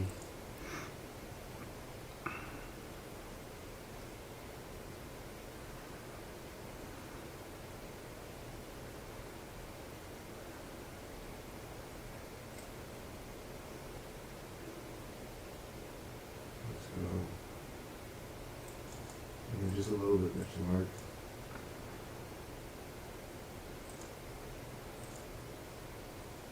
No refunds.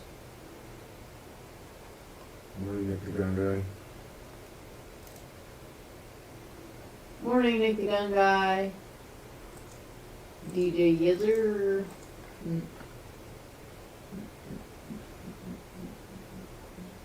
Good morning, Cecilia Redneck. Morning, Blair. Good morning.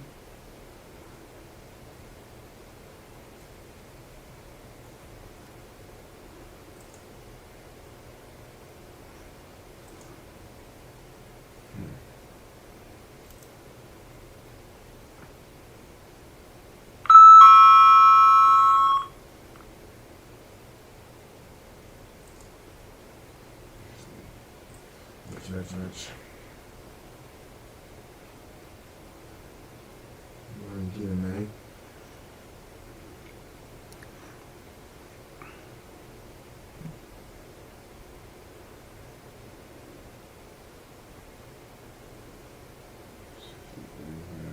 Fade it off. Morning, Trick Me. Trees of me.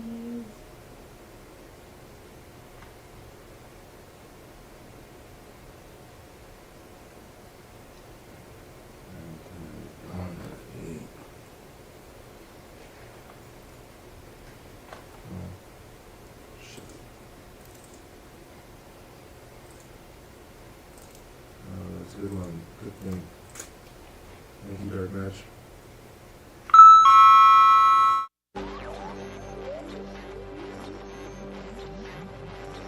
Live from the Sunbelt Rental Studios, it's the Bubba the Love Sponge Show.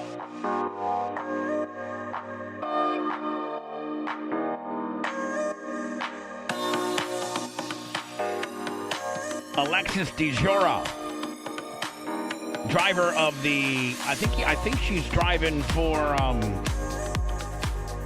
forget who she's driving. She might be driving for herself. I know she used to drive for Connie Coletta. And she drives funny cars. At one time, I think she drove dragsters. I've had her in the studio before. Just recently divorced from Jesse James, the famous motorcycle fabricator who was at one time married to Sandra Bullock. I'll have her on at 9:15 today. I still got that 4-day NHRA pass that I'll give away on Tuesday. And maybe a few pairs sprinkled in from here until there. Well, she's, as of 2022, she's second richest female athlete. Yeah, well, I think think her website, it shows some of the cars she drives now. Oh, this is her website right now? Yeah. Can you send it back to me? It disappeared on the deal. Thank you, buddy. I've had her in studio before. I forget what year it was. Let me mind. It was when Tara was here. Oh, dang. Yeah, that was how long ago. That's the car she drives. That's the car she drives right there. Bandero. It's a Camry. It is? Yeah, it is. I think that's a little Oh, fast. that's If you awesome. look at the very front, it says Camry on it. Sure Oh, does. it does. Kind of looks like Gus. Sounds like Gus. I see the resemblance. You can see the I resemblance. can, yes. I wonder who she's dating now. I don't know. But we'll be there. I think we'll be there Friday, Saturday, and Sunday. My bus and my accommodations all brought to you by on Giant Recreation World. Thank you, Tom, in the rental department for getting all that handled. Lummy, I got to get a hold of Big Mike. Yeah, you gotta get that. Gotta get your. I think golf cart. I think I maybe pissed Big Mike off, and he's reneged on my. I thought you talked to him last week. I'm afraid. Oh, I did. You're afraid of him? Well, I'm not afraid, but I'm afraid that maybe I've pissed him off, but he doesn't want to tell me that I pissed him off, and I'm just kind of getting the slow roll. He's going to drop off your golf cart. It's not going to have a motor, no batteries in it. I gave him, and I No, said, none of those awesome lithiums he's been putting in golf carts. Blitz, we might be taking Janie Cake's golf cart to the Gator Nationals. Okay. Can I bring my 4-wheeler? Yeah, no, you can't. Who's Two riding on the only two back? people's going to fit on that. Yeah, barely. I mean, Merch Crick, I guess, on the back, and then maybe me on the front. And that thing would be loaded down to the gills. The tires would be rubbing. My God, be like, man, Bubba, me and Merch Crick could probably go, but you got to get off. This ain't working, right? I mean, Blitz, probably the capacity of that thing is what, maybe 500 pounds, if that. Right? Even We just got to get your golf cart from Southwest Florida Golf Carts. Yeah. Go to Southwest Florida Golf Carts, FLGolfCarts.com. Maybe we should go to FL Golf Carts and under the used section and see if your golf cart's up there. It's easy. Big Mike, can you text me to make sure everything's okay? I can send the Merch Crick down there to pick it up. That's weird. They got a Bubba Army one with lights on it on the used section. It looks like I'm buying it. You guys got me freaked out. I don't want to be late for Alexis, so let me get a quick little shortstop set in. And we'll have Alexis next, okay? The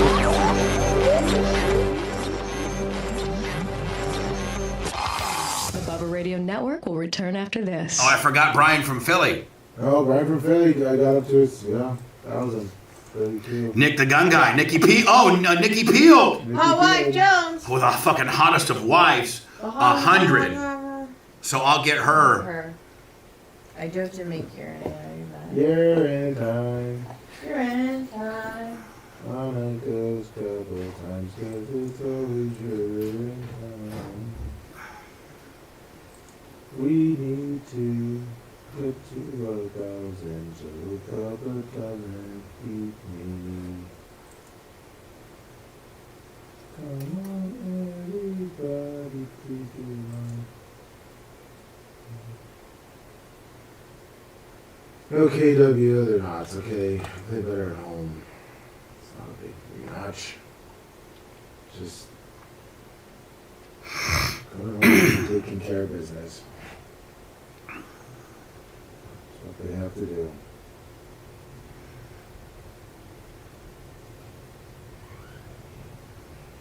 That's true, very much too. My beautiful voice. Trying to compare it to you. Now, can I keep up her?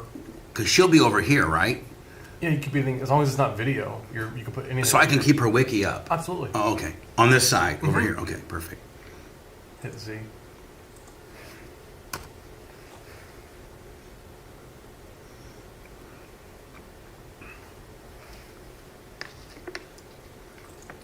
Make your heads up there, buddy. Oh, my chat does this.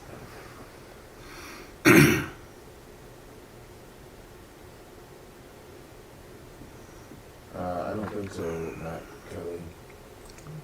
I don't think I've heard it. It's just something I said it's in.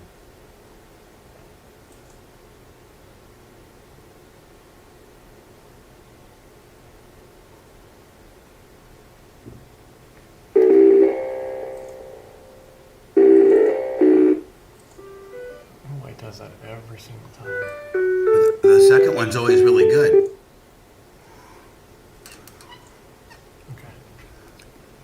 All right, perfect. And you can minimize Toggle. this. Okay, I can minimize this. Yep. You can close that. Like close this? that one, yeah. Like with that? Yeah. Okay. You close that one. All right. There we go. Perfect.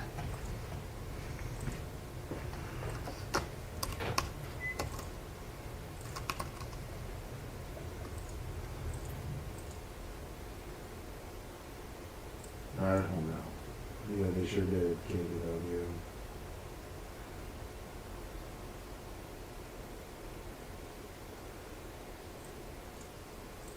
I'm trying to listen to it, DNS. Do it now. You had her in the studio 2013, Bubba. What? You had her in the studio in 2013.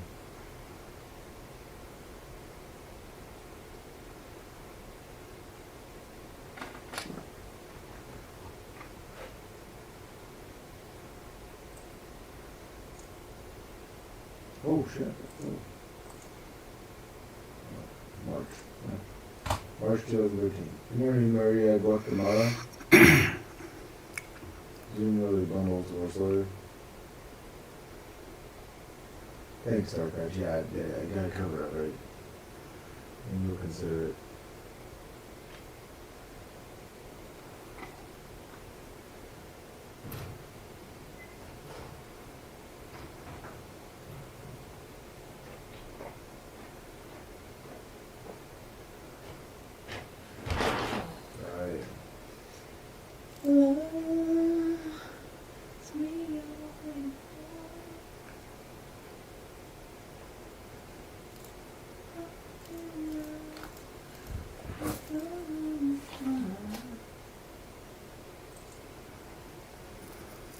I don't think EMS needs to take any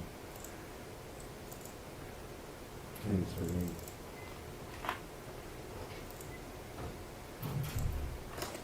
It's Alexis DeJoria. DeJoria. Alexis, Texas. And we had her in 2013? Correct, March 2013.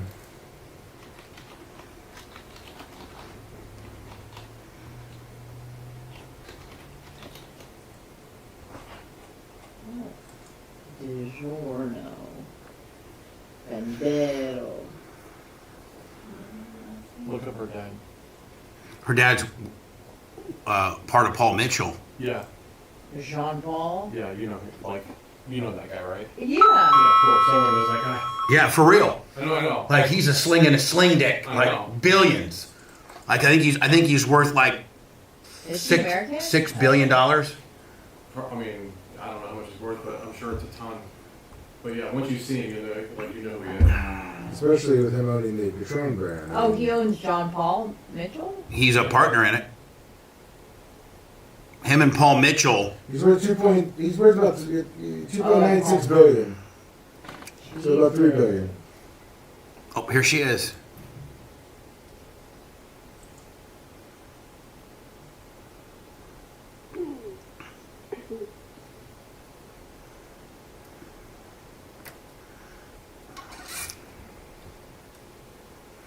We can barely see you, Alexis. Turn your lights on.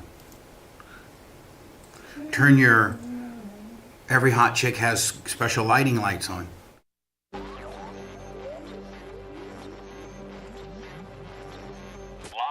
from the Sunbelt Rental Studios, it's the Bubba the Love Spot Show.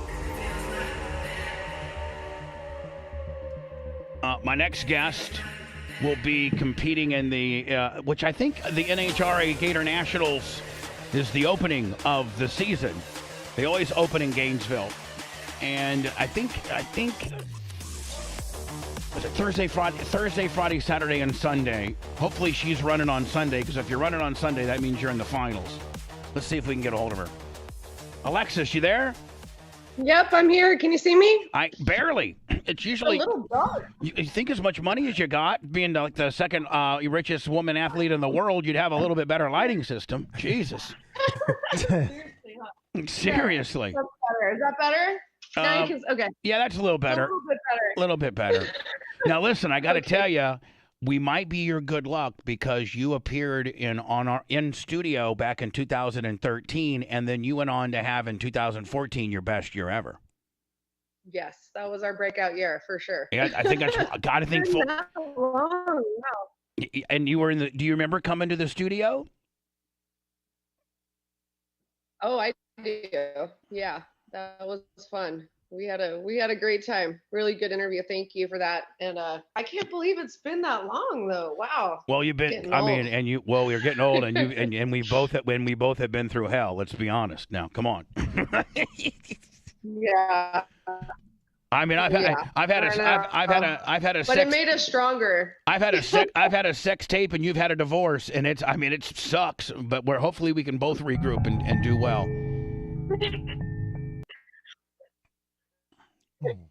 You're breaking up. It only goes up from here. You there? I can barely hear you, Oh, Alexis. I said it only goes up from here. Oh man. No, We no. have bad reception, The one. Yeah. Can you hear? Oh, Can you hear shoot. me? Let's see. Yeah, I can hear you. But we can barely hear you. And barely see you. I can hear you. Okay. And we can hear you now. We can hear you now. Oh, shoot. All right. This is a nightmare. It's like almost you're on like remember back in the day on AOL when we had I'm not gonna move from this spot. The dial-up. All right, I think she might be on internet dial-up. I mean, Yeah, I still have an AOL. She should just call in. Account. You're not the only one. Hey, I got AOL. I got AOL too. But my dad doesn't. But my dad doesn't own Patron. You should have something a little better than that. Hold on. Maybe we should give her maybe we should give Alexis the phone number and just let her call in because. I think that'd be better. Yeah. Can we do that? All right. Is that better? No. Is it better? No. Your video's still frozen too. Your video's frozen and you're hot. So if your video was frozen and you were dog face ugly, then we could understand. But I mean. Great.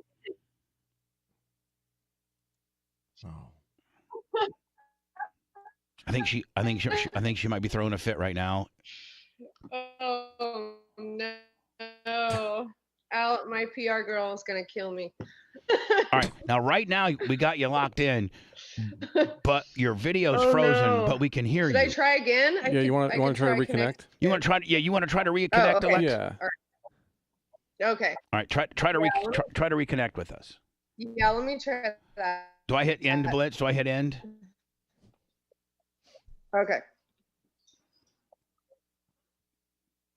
There you go. So she'll leave and then she'll come back. All right. She'll leave. And then she's connecting to audio. And there she is. There she is. Hold on. She's got a box. Maybe that's a new computer. And do I need to hit anything, Blitz? Do I hit... No. Well, her video's moving at least. Her video's... I mean, she looks great. I can't hear her, but she looks great. Poor little thing. There you go. I think we can hear her now.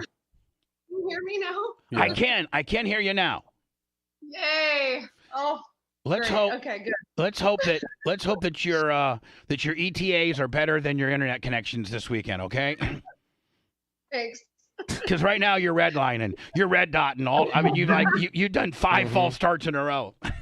Smoke the tires. Blew the clutch. You know how the crew chief comes in and makes that last little bit of adjustment for you. Yeah. Well, Del Worsham just dialed you right out of the deal each time. You smoked the clutch and were half-tracked each time. Hey, Alexis, what does that guy like? You get all staged up. They drop the body. You smoke the tires. You're now trying to you're deep staging. You got Ron Capps beside you, so you're trying to take a chunk out of the clock, like Selzy said. And then and that guy comes in and he makes that last little crank up near the blower. What's he doing? So they're resetting the timers, the fuel system, because after you do the burnout, they change it up there and they do fine little tuning and take the throttle stop off the car and ready to go. That's right, because when you do a burnout, man, they put this little stop that you can only give like an eighth of a gas. Like you can barely give it any gas, right? Even if you wanted to mash it, you can't. No, unless it breaks off, and then you're really in trouble. Yeah, it limits the car to only a few thousand horsepower. Yeah, you go from 12,000 horsepower down to 1,200, something like that. Yeah. Now, have you ever had like a malfunction on the burnout process of it? I have actually in Top Alcohol Funny Car. That happened to me in Indy, right on the starting line. The eliminations on Monday. I was so pissed. Another time it happened to me in Pomona, actually about 2 years ago. I was in the final round against Bob Tasca, and something got hooked up in the throttle. It messed it up, and then I took off, and I wasn't at full capacity speed. So I lost that one. But it's all these like $5 parts, you know what I mean, that can just ruin your day in 1 second. Now we had he's a friend of mine. I've known him for years, and we had him in studio last week, Tony Stewart. And yeah, as you know, Tony is heavily involved in the sport, which I think is great for the sport to get new blood in there like that. I do too, and he really respects it too. He's going about it the right way. Yeah. He has a lot of respect for these cars and what they're capable of, and I think it's awesome.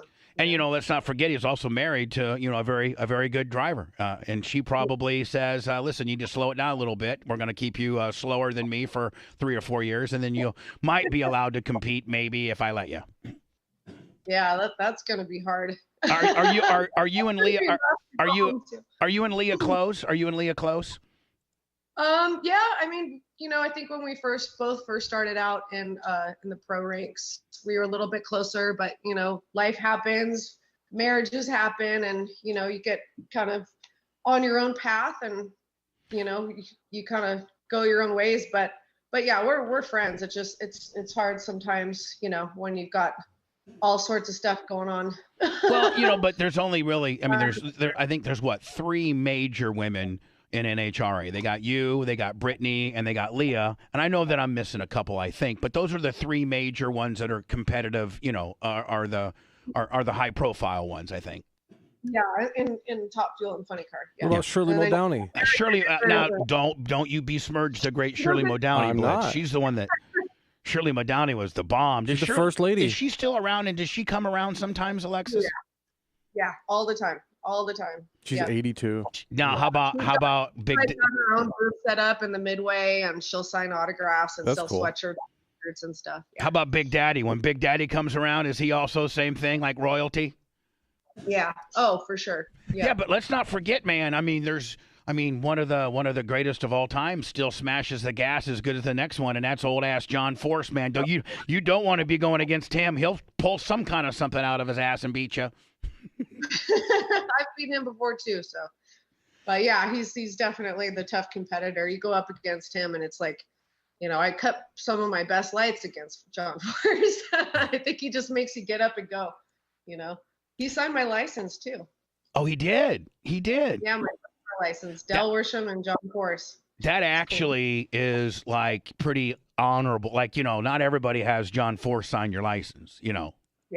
Yeah, I feel very, very grateful. Now, so I think Caps, my boy Ronnie Caps, I'm going to have him on tomorrow. How do you not like, even when you compete against Ron Caps, how do you not like Ronnie Caps? He's just the nicest guy, unless he goes home and kicks the dog or something. I don't know, but he's just the nicest guy ever. I love him. Yeah, he's a great guy. I love racing against him too. He beats me a lot, but who's the one guy, like let's say, you Thursday start now with the format on the NHRA, Thursday, Friday, Saturday, Sunday. Thursdays are what? Is it practice day, or are you guys actually qualifying on Thursdays? We actually qualify Friday, Saturday, and race on Sunday. Oh, okay. So all qualifications are Friday and Saturday. And then if you and then you race on Sunday based on where you qualify. Yes. Have you ever qualified one? Yeah, a couple times. What's that like? That means, you're the number one. Now you got lane choice throughout, right? Yeah. Some crew chiefs think it's like a bad deal. I had a crew chief. He hated those green hats. Hated them. He was like, let's burn them. He just thought, he's like, I've never won a race when we qualified number one. That's Tommy D. He thought it was like a bad omen. I won a race one time when I qualified number one, and that was in Bristol, Tennessee. Qualified number one in Charlotte, North Carolina, Atlanta, which isn't there anymore, unfortunately, and Vegas. That was a good one. Vegas is a nice track. I went to Vegas one year when Capsy, when Selzy was still running, and they had the RV. We got to park our RV right at the finish line, like where the drivers did, and that was kind of hell. You could just watch it from right there. It was really Vegas. It seemed like a pretty good track. I've been to the Indy track. I've been to Gainesville, and I've been to Vegas, and I've been to Texas. Those are the tracks I've been to. Yeah, they turned the Vegas track into a 4-wide. Now, what's wild that? What's that like? Is that a little bit like, because you've been all these years? It's you're kind of muscle memory or whatever you're used to of somebody being beside you, but now you're part of four. As a driver, is it kind of a different experience? For me personally, I think it's cool because you're not just going up against one other car team crew chief. You're going up against three of them at the same time, and you don't know what's going on in the other lanes. You just know, you can see like immediately to your right or to your left. But I mean, if you smoke the tires or something, you got to just keep going because you don't know what's happening in those other lanes. So it can kind of be a clown show on the starting line when people are, switching lanes, at the last minute. And sometimes drivers will forget which light to look at and think that they're staged and they're not. Luckily that's never happened to me, but yeah, it's not a good day. Now they don't. That's the most. I've seen it happen to the best of them. That's the most. That's the most they do is 4 wide. They don't do 6 wide. Somebody had said they did 6 wide in Charlotte. Yeah, Z-Max has done 6 wide before. Have they? Yeah, in Charlotte, because Charlotte's been 4 wide for a while, and they have done 6 wide racing. Z-Max, but not NHRA. Z-Max is NHRA. Is it? It's the Z-Max Raceway is the NHRA track. Oh, do they do 6 wide sometimes, Alexis? No, I've never done it. Never. That would be an absolute clown show, getting just all you guys, all 6 of you guys rounded up at the same time. Yeah. Now, does the person that have lane choice, is it kind of like a strategic kind of deal where you get up there and you literally are looking at the race before you, like you don't want to you do not want to lock yourself into a lane until you have to, or do you pretty much know what lane's been faster? But I guess you have to kind of watch because a guy could oil down right before you, right? Yeah, exactly. So I've, sometimes, they'll switch you right at the last minute. And you can do that, when you've qualified higher. So I remember watching. And also all the stuff that's going on in front of you, and and they also take into account like how well you did in that lane before, during qualifying or eliminations or whatever. There's just so many things that come into play. Racers are usually very historically superstitious. And are you superstitious? Like if you nail it one time, like let's say 3 years ago at the U.S. Nationals in Indy, the right lane, man, you just launched it, you just nailed it. But the right lane hadn't been so good all day. But man, does the driver have the call or does the crew chief have the call on the lane?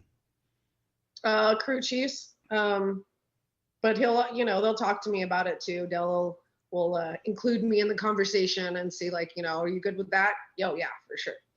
But most of the time I just do what he says. Right. But are you superstitious? Like, is there any pre-race rituals that you do, or is there anything that you do, like Tony Stewart, for instance, hates a $50 bill. You may not know this, but don't ever. Really? Oh yeah, don't ever. Or even now that Leah's, his wife, don't ever bring up a $50 bill ever. So weird. Why? Do you know why? Yeah, it was Dale Sr. hated $50 bills, and somebody pulled a prank on Tony when he was a rookie and told Tony to give Dale Sr. a $50 bill, and Dale Sr. almost killed him. So, yeah. And like Tony won't stay in a room that ends in 1-3, like at a hotel. He won't stay in a room that ends in 13, or he won't stay in a room that numbers add up to 13. Oh man.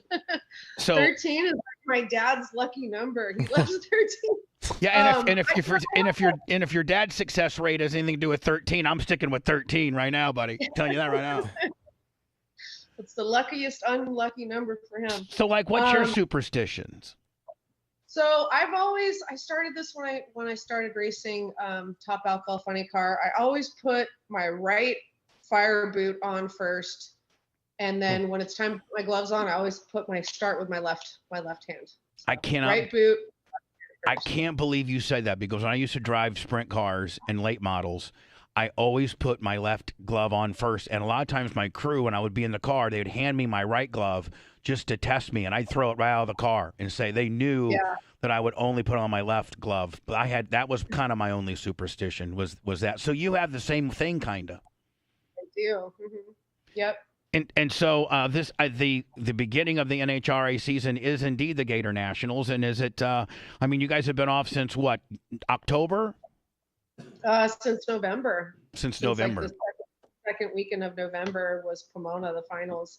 Yeah, they changed the schedule up a little bit this year. Instead of having us start in Pomona, which we always started in Pomona, so it's kind of odd. But yeah, so Gainesville's our first race in March. It's like, we've had all this time off, but NHRA has allowed us to have a lot of test sessions. I've been back and forth to Gainesville every other week to test, basically, and then we're going to go test Wednesday before the race at the track. They're opening it up for that too. So they've been very good about that. in the simulation world, NASCAR now has huge simulators where they can put, literally the track on there. The guy will go and do like 2 or 3 sim sessions before. Do they have that technology with you guys too? No, I haven't really seen them. I have like a simulator, which is basically like the back half of a funny car, and it's got the blower and everything on it, and brake handle, everything's set up like it would be in my car, except from the motor plate forward, it's just cut off and on stands. And then I have a full practice tree, and I'll just get in there and whack the throttle and practice as much as I can. But Ron Capps actually hooked me up with a company that does make them for drag racing. Those sim ones. It's I haven't tried it yet, but you can ask him about it when you talk to him tomorrow. But it sounds really awesome. Well, I'd be calling Pops up immediately and say, hey, I need 2 of these, Dad. One for a backup and one full time immediately. I can take care of that myself. do you ever got to call Pops up, like if you really want something? I know that you're very successful and you're a very accomplished driver, and I know that you do, but Pops. Let's just be honest, Pops is loaded. And I mean, do you ever got to call Pops up for like if when you're buying a new jet or something? I don't buy jets. I don't have that kind of money. But I can ride on his jet. That's true. So you might be calling Pops up to borrow the jet, maybe, or hitch a ride to California. No, honestly, just the way we were raised, very strong work ethics, and Dad's a last resort. Honestly, right? That's like, that's oh. That's the last thing I want to do. Call him and ask him. Because I know Pops is old school, and he's gonna wear you out about it too. He's just not gonna say, "Oh yeah, Alexis, let me send you this $250,000." He's gonna be like, "Bitch, why in the hell are you calling me? Get the hell off my phone. Figure it out yourself," isn't he? No, he'd actually be stoked. He's always trying to kick me down. I'm like, "No, Dad, I got it. You need any cash?" "No, Dad, I'm good." "You sure? I got $100 here. Do you want 100? "I'm good, Dad." Hey, when your dad, but $100 to your dad's like a dime to us now. Come on now. Okay, but it's just the principle. Yeah. Now the one thing that I try to pay for dinner or anything, and I have to get my credit card out quick. Like basically when we walk in the restaurant, I gotta hand it to the waitress and be like, "Do not let him pay." Now, does he get mad about that? Because real rich people get mad when us other ones try to pay. He's like, "Lexus, come on." Us other ones. How often does he come to the races?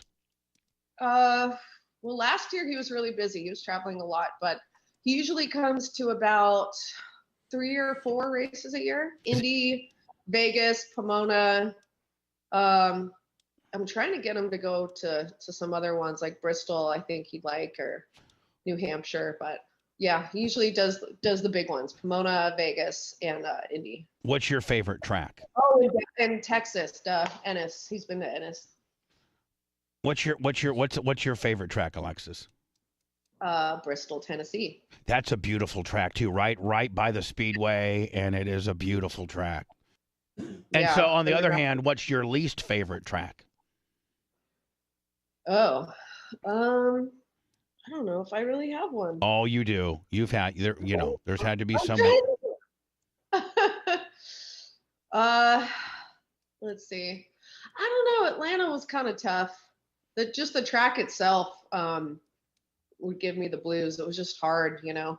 It would like pull you out towards the wall and then pull you back into the center line. And there were bumps, and I love the people though. The fans were awesome, and you know, I love Georgia, but yeah, the track itself was kind of tricky. I know that you did, and I'm not going to get into it. Trust me, I'm you know, even though I'm Bubba the Love Sponge Shock Jock, I'm not going to get into your divorce or anything like that. But on the other end of the things, are you dating anybody? Yes, I am. Well, I did a little research, and I don't know who the new beau is. For a few years now. His name is Christopher King. Right. Cody for short. Yeah, he's Austin native. It's been awesome. Rides a motorcycle and have a lot of fun. Cool. Because there's not a lot about that. I mean, I know, you know, everybody knows about your divorce and everything, but I didn't know about the new dude. And does Chris, does he come to the race? I'm sure he's there every weekend. Yeah, definitely. Yep. Ron Capps, Robert Height, and Matt Hagan in a fight. Who wins? Oh, I think Robert Height. You think Height could beat Hagan? I just saw Hagan on an interview, and I go, is he a drag racer or is he an effing bodybuilder? I mean, my Lord. I would say, yeah. I mean, that would be the obvious choice, but I don't know. I think Robert can get down. You think Robert might be able to have a little ghetto in him a little bit, and Matt might have too much weight room in him? Maybe. He was a crew guy before, and I've heard some pretty awesome stories from back in the day when they used to. Yeah. So on the same token, Leah Pritchard, you and Brittany Force. Who wins that one? It's Leah Stewart. I mean, you're right. I mean, Pruitt, actually, but Stewart, absolutely. Leah Pruitt, I don't know why I said Pritchard. God, if Tony heard that, he'd kill me. Oh.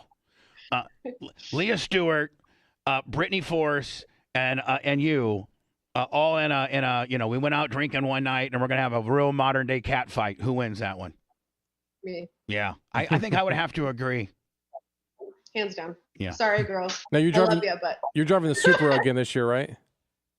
Yeah, the GR Supra. Yep. Now you said your boyfriend has a motorcycle. Your boyfriend has a motorcycle. Do you have a motorcycle, or do you have any cool cars you like to drive around?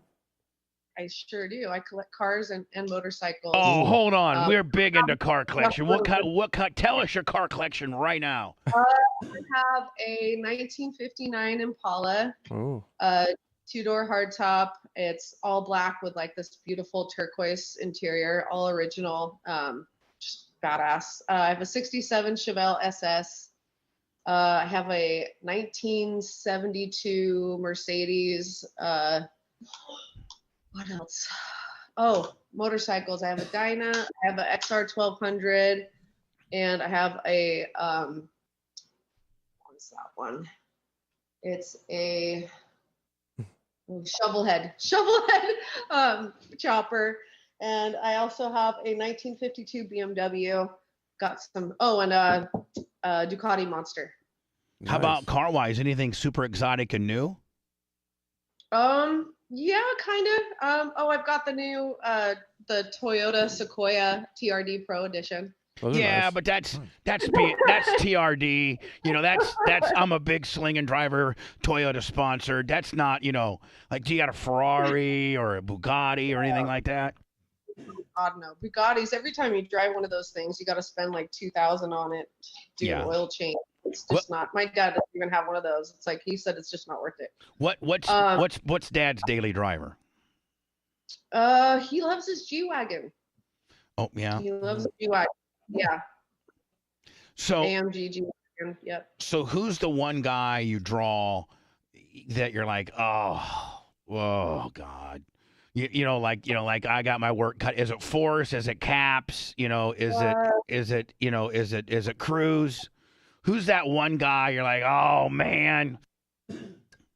That's again, like, I love Caps, but it's always like, oh damn it. God dang it, I got Caps. He's had the best luck the last couple years. I'm just like, damn. Dude. Which one? Selzy used to tell us about how you could really screen. He used to do it to Force all the time, where he'd take a chunk out of the timer or deep stage you or something like that, and he would really make you mad or something. And I couldn't. I think that means like after you get set, then maybe you kind of inch up just a little bit to take a little bit. How does that go, Alexis? Pretty much how you said it, like right at the last minute. They'll show you like from the side angle of the noses of the two funny cars. Right. And Force and Cruise definitely they'll move a little bit further in. Always like right at the last minute, which helps if you can cut a good light and deep stage, then you're that much closer to the finish line when you leave. But it can also can bite you in the ass, can it? What's that? It can also bite you in the ass though, can it? Yeah, it definitely can. Yeah, because then it takes ET away, at the top end. So you've gotta cut good lights. Now, is it a form of disrespect when because Selzy used to get full hot on it. He'd be like, I get that damn Force, and we're all ready to go. Next thing you know, he takes a chunk out of the deal, and that son of a bitch, he gets all mad about it and stuff. So, like, if you're locked in, ready to go, and then a guy deep stages you like that, is that like a form of disrespect, kind of?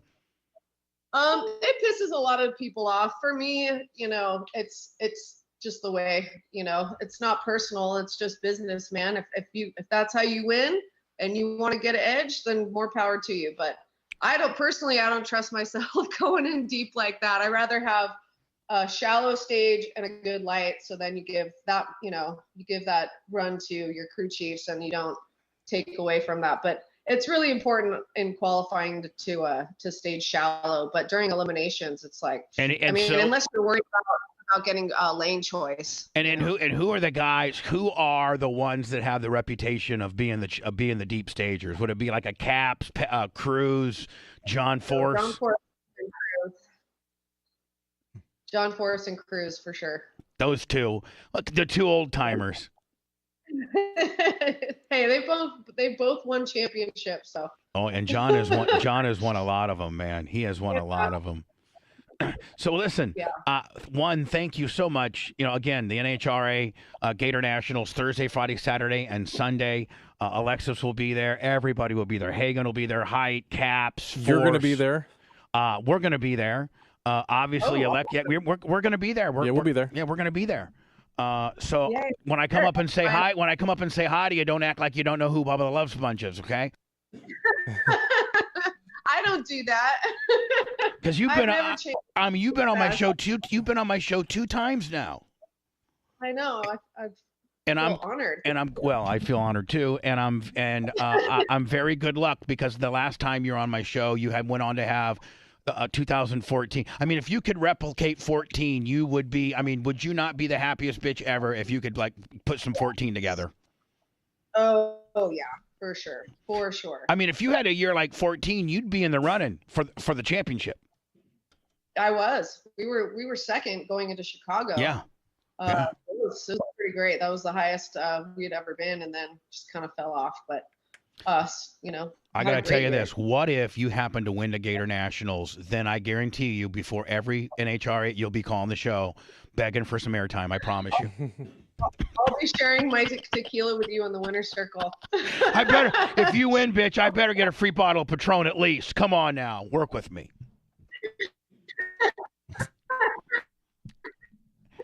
It's not Patron anymore. It's Bandito. Bandero. Oh my God. That's right. Well, I better get a free. I better get a free case of that too, and maybe even a new Toyota. I'm just telling you. Listen, Alex, we've lost you again, but nonetheless, thank you so much for coming on the show. I loved having you back in 13. I can't hear you. You're breaking up, and we will see you Friday. Yeah, we'll see you in a week. See what I could do. But first thing. Exactly. Oh no. Oh. I hope Alexa is saying. We can't hear her, but I hope she's saying. I hope she's saying, "I love you, Bubba. You're a great interviewer, and I'm going to kick ass this weekend. And if I win, you get a free Toyota." And not. I don't want to see you at the track. Yeah, and I hope that she's not saying you're a fat piece of crap and don't even come to my pits because I hate you. Because I had a bad internet connection. Alexis, good luck to you, and I'm so looking forward to seeing you again. And thank you so much for being on the show. And thank you. There you go. I'll be handing out a 4-pack. I'm sorry, a pair of tickets that's good for all 4 days. Tuesday, and Alexis will be competing in the funny car division against the likes of Ron Capps and Robert Height, Matt Hagan, who drives for Tony, Bob Tasca, John Force, Cruz Pentagon, Alexis, J.R. Todd, Tim Wilkerson, Jim Campbell, Blake Alexander, a bunch of other dudes. And it's really, really, it's something that if you've never been to an NHRA event, to a drag racing NHRA sanctioned event, it is something that TV does zero justice to. Bring headphones. Bring ear protection. Bring some ear protection. Yeah. Let me do some words. I'll be back in a minute. The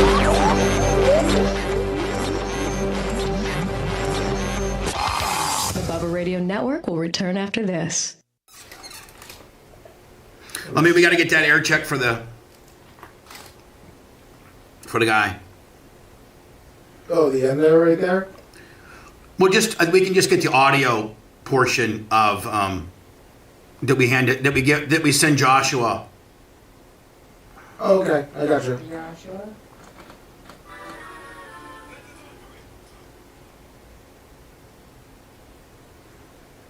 So she owns Bandera Tequila.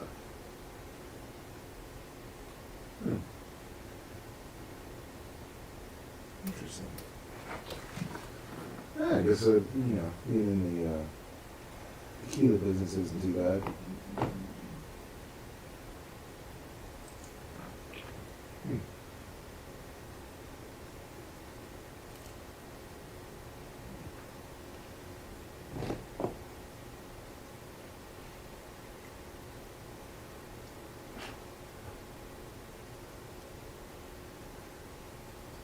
Good morning, fam.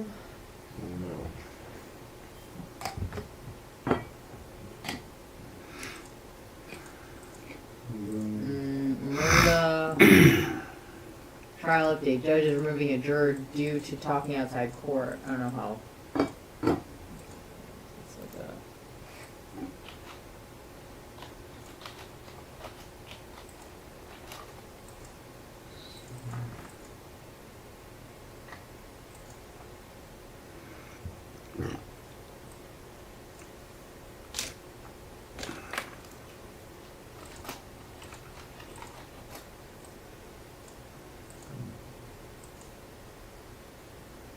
What's that?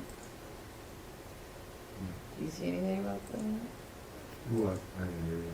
Oh, someone said that the Murdaugh, one of the jurors, was removed due to talking outside the court. Let's see. Oh, yeah.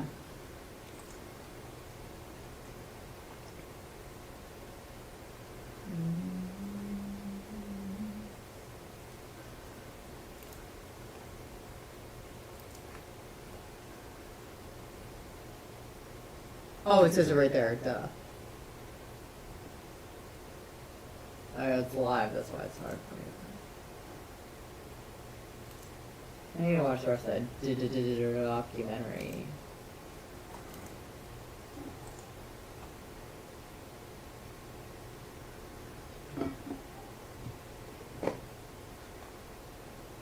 It's pretty bad if you can go out there and talk about it. Just talk about it. There goes that person's book deal. She was gonna have it. Dumbass. Good morning, country girl.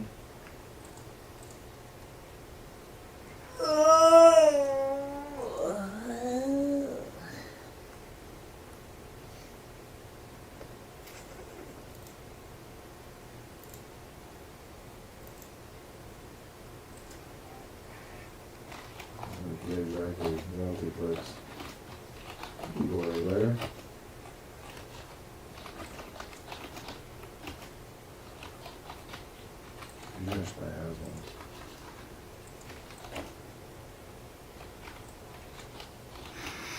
No,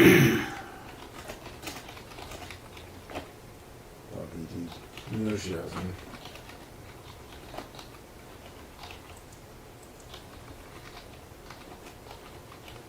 Of course they do.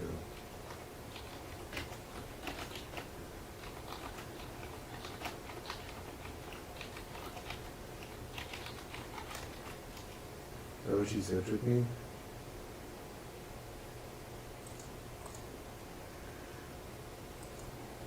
If that's the case, Jesus.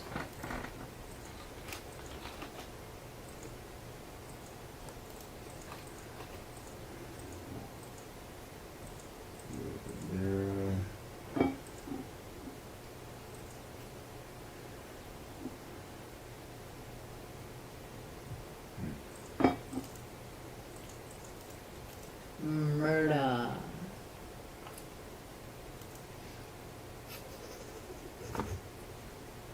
Big Red. Yeah, I'm with the Lord, sorry.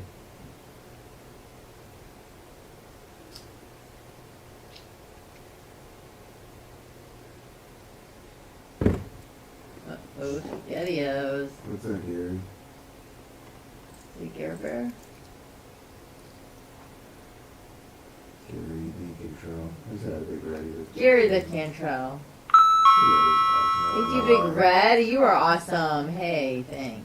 Big Red came to the studio and got some went rat patrolling. Went rat patrolling. All quiet on Big Red with the solid core. Say it, cuzzo. Jesus. It's pretty solid. Yeah. Super solid. Hell to the user.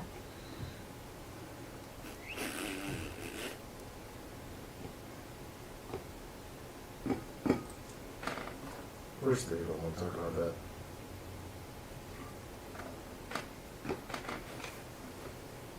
Oh, that's what. Okay, I know you're talking about Gary. I've seen it. Is it on Peacock?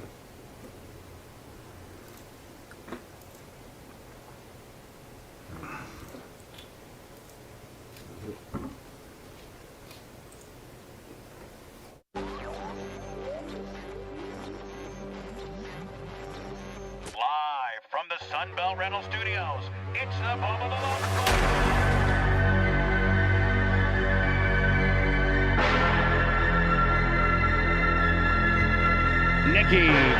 Nikki peeled with the hot wife. Woo! $100. Frank Saliendo, Sicilian Red, 25. Venmo, PayPal, Cash App. You can always help the show out. Did we ever get Brian from Philly? Brian from Philly, yeah, 25. I'm sorry. 32, putting his total to date towards Barb at a G-ball. He's already got a G-ball. He's on pace. Woo!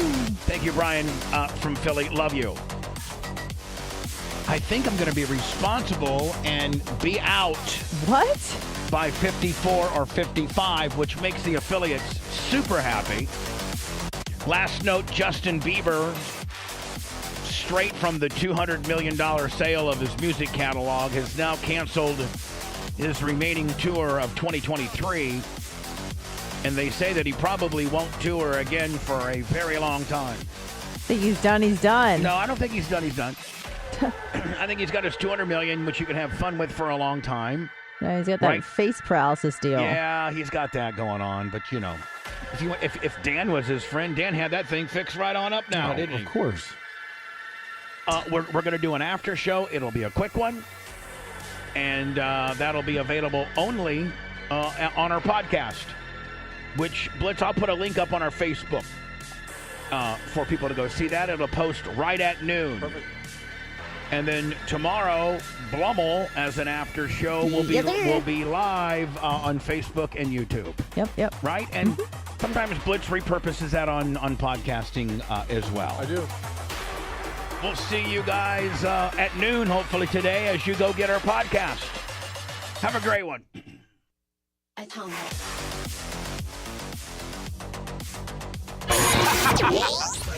Thanks for letting me finish. You've been listening to the Bubba the Love Sponge Show, starring me, Bubba the Love Sponge, operations manager and co-host Blitz K, co-host and show historian Lummox, co-host Anna Hummel, co-host Dr. Dan Diaco Esquire of Council, co-host J. Diaco Esquire, the Spitting Cobra of Council, the BRN agent Thomas Buttoned Up B. And for everything else, go to thebubbaarmy.com. Now, time for the legal disclaimer. Exactly. The Bubba the Love Sponge Show is intended solely for the enjoyment of our listening audience. Any rebroadcast, retransmission, or other use of this show without express written consent of the Bubba Radio Network is prohibited. We must dissuade him of this delusion.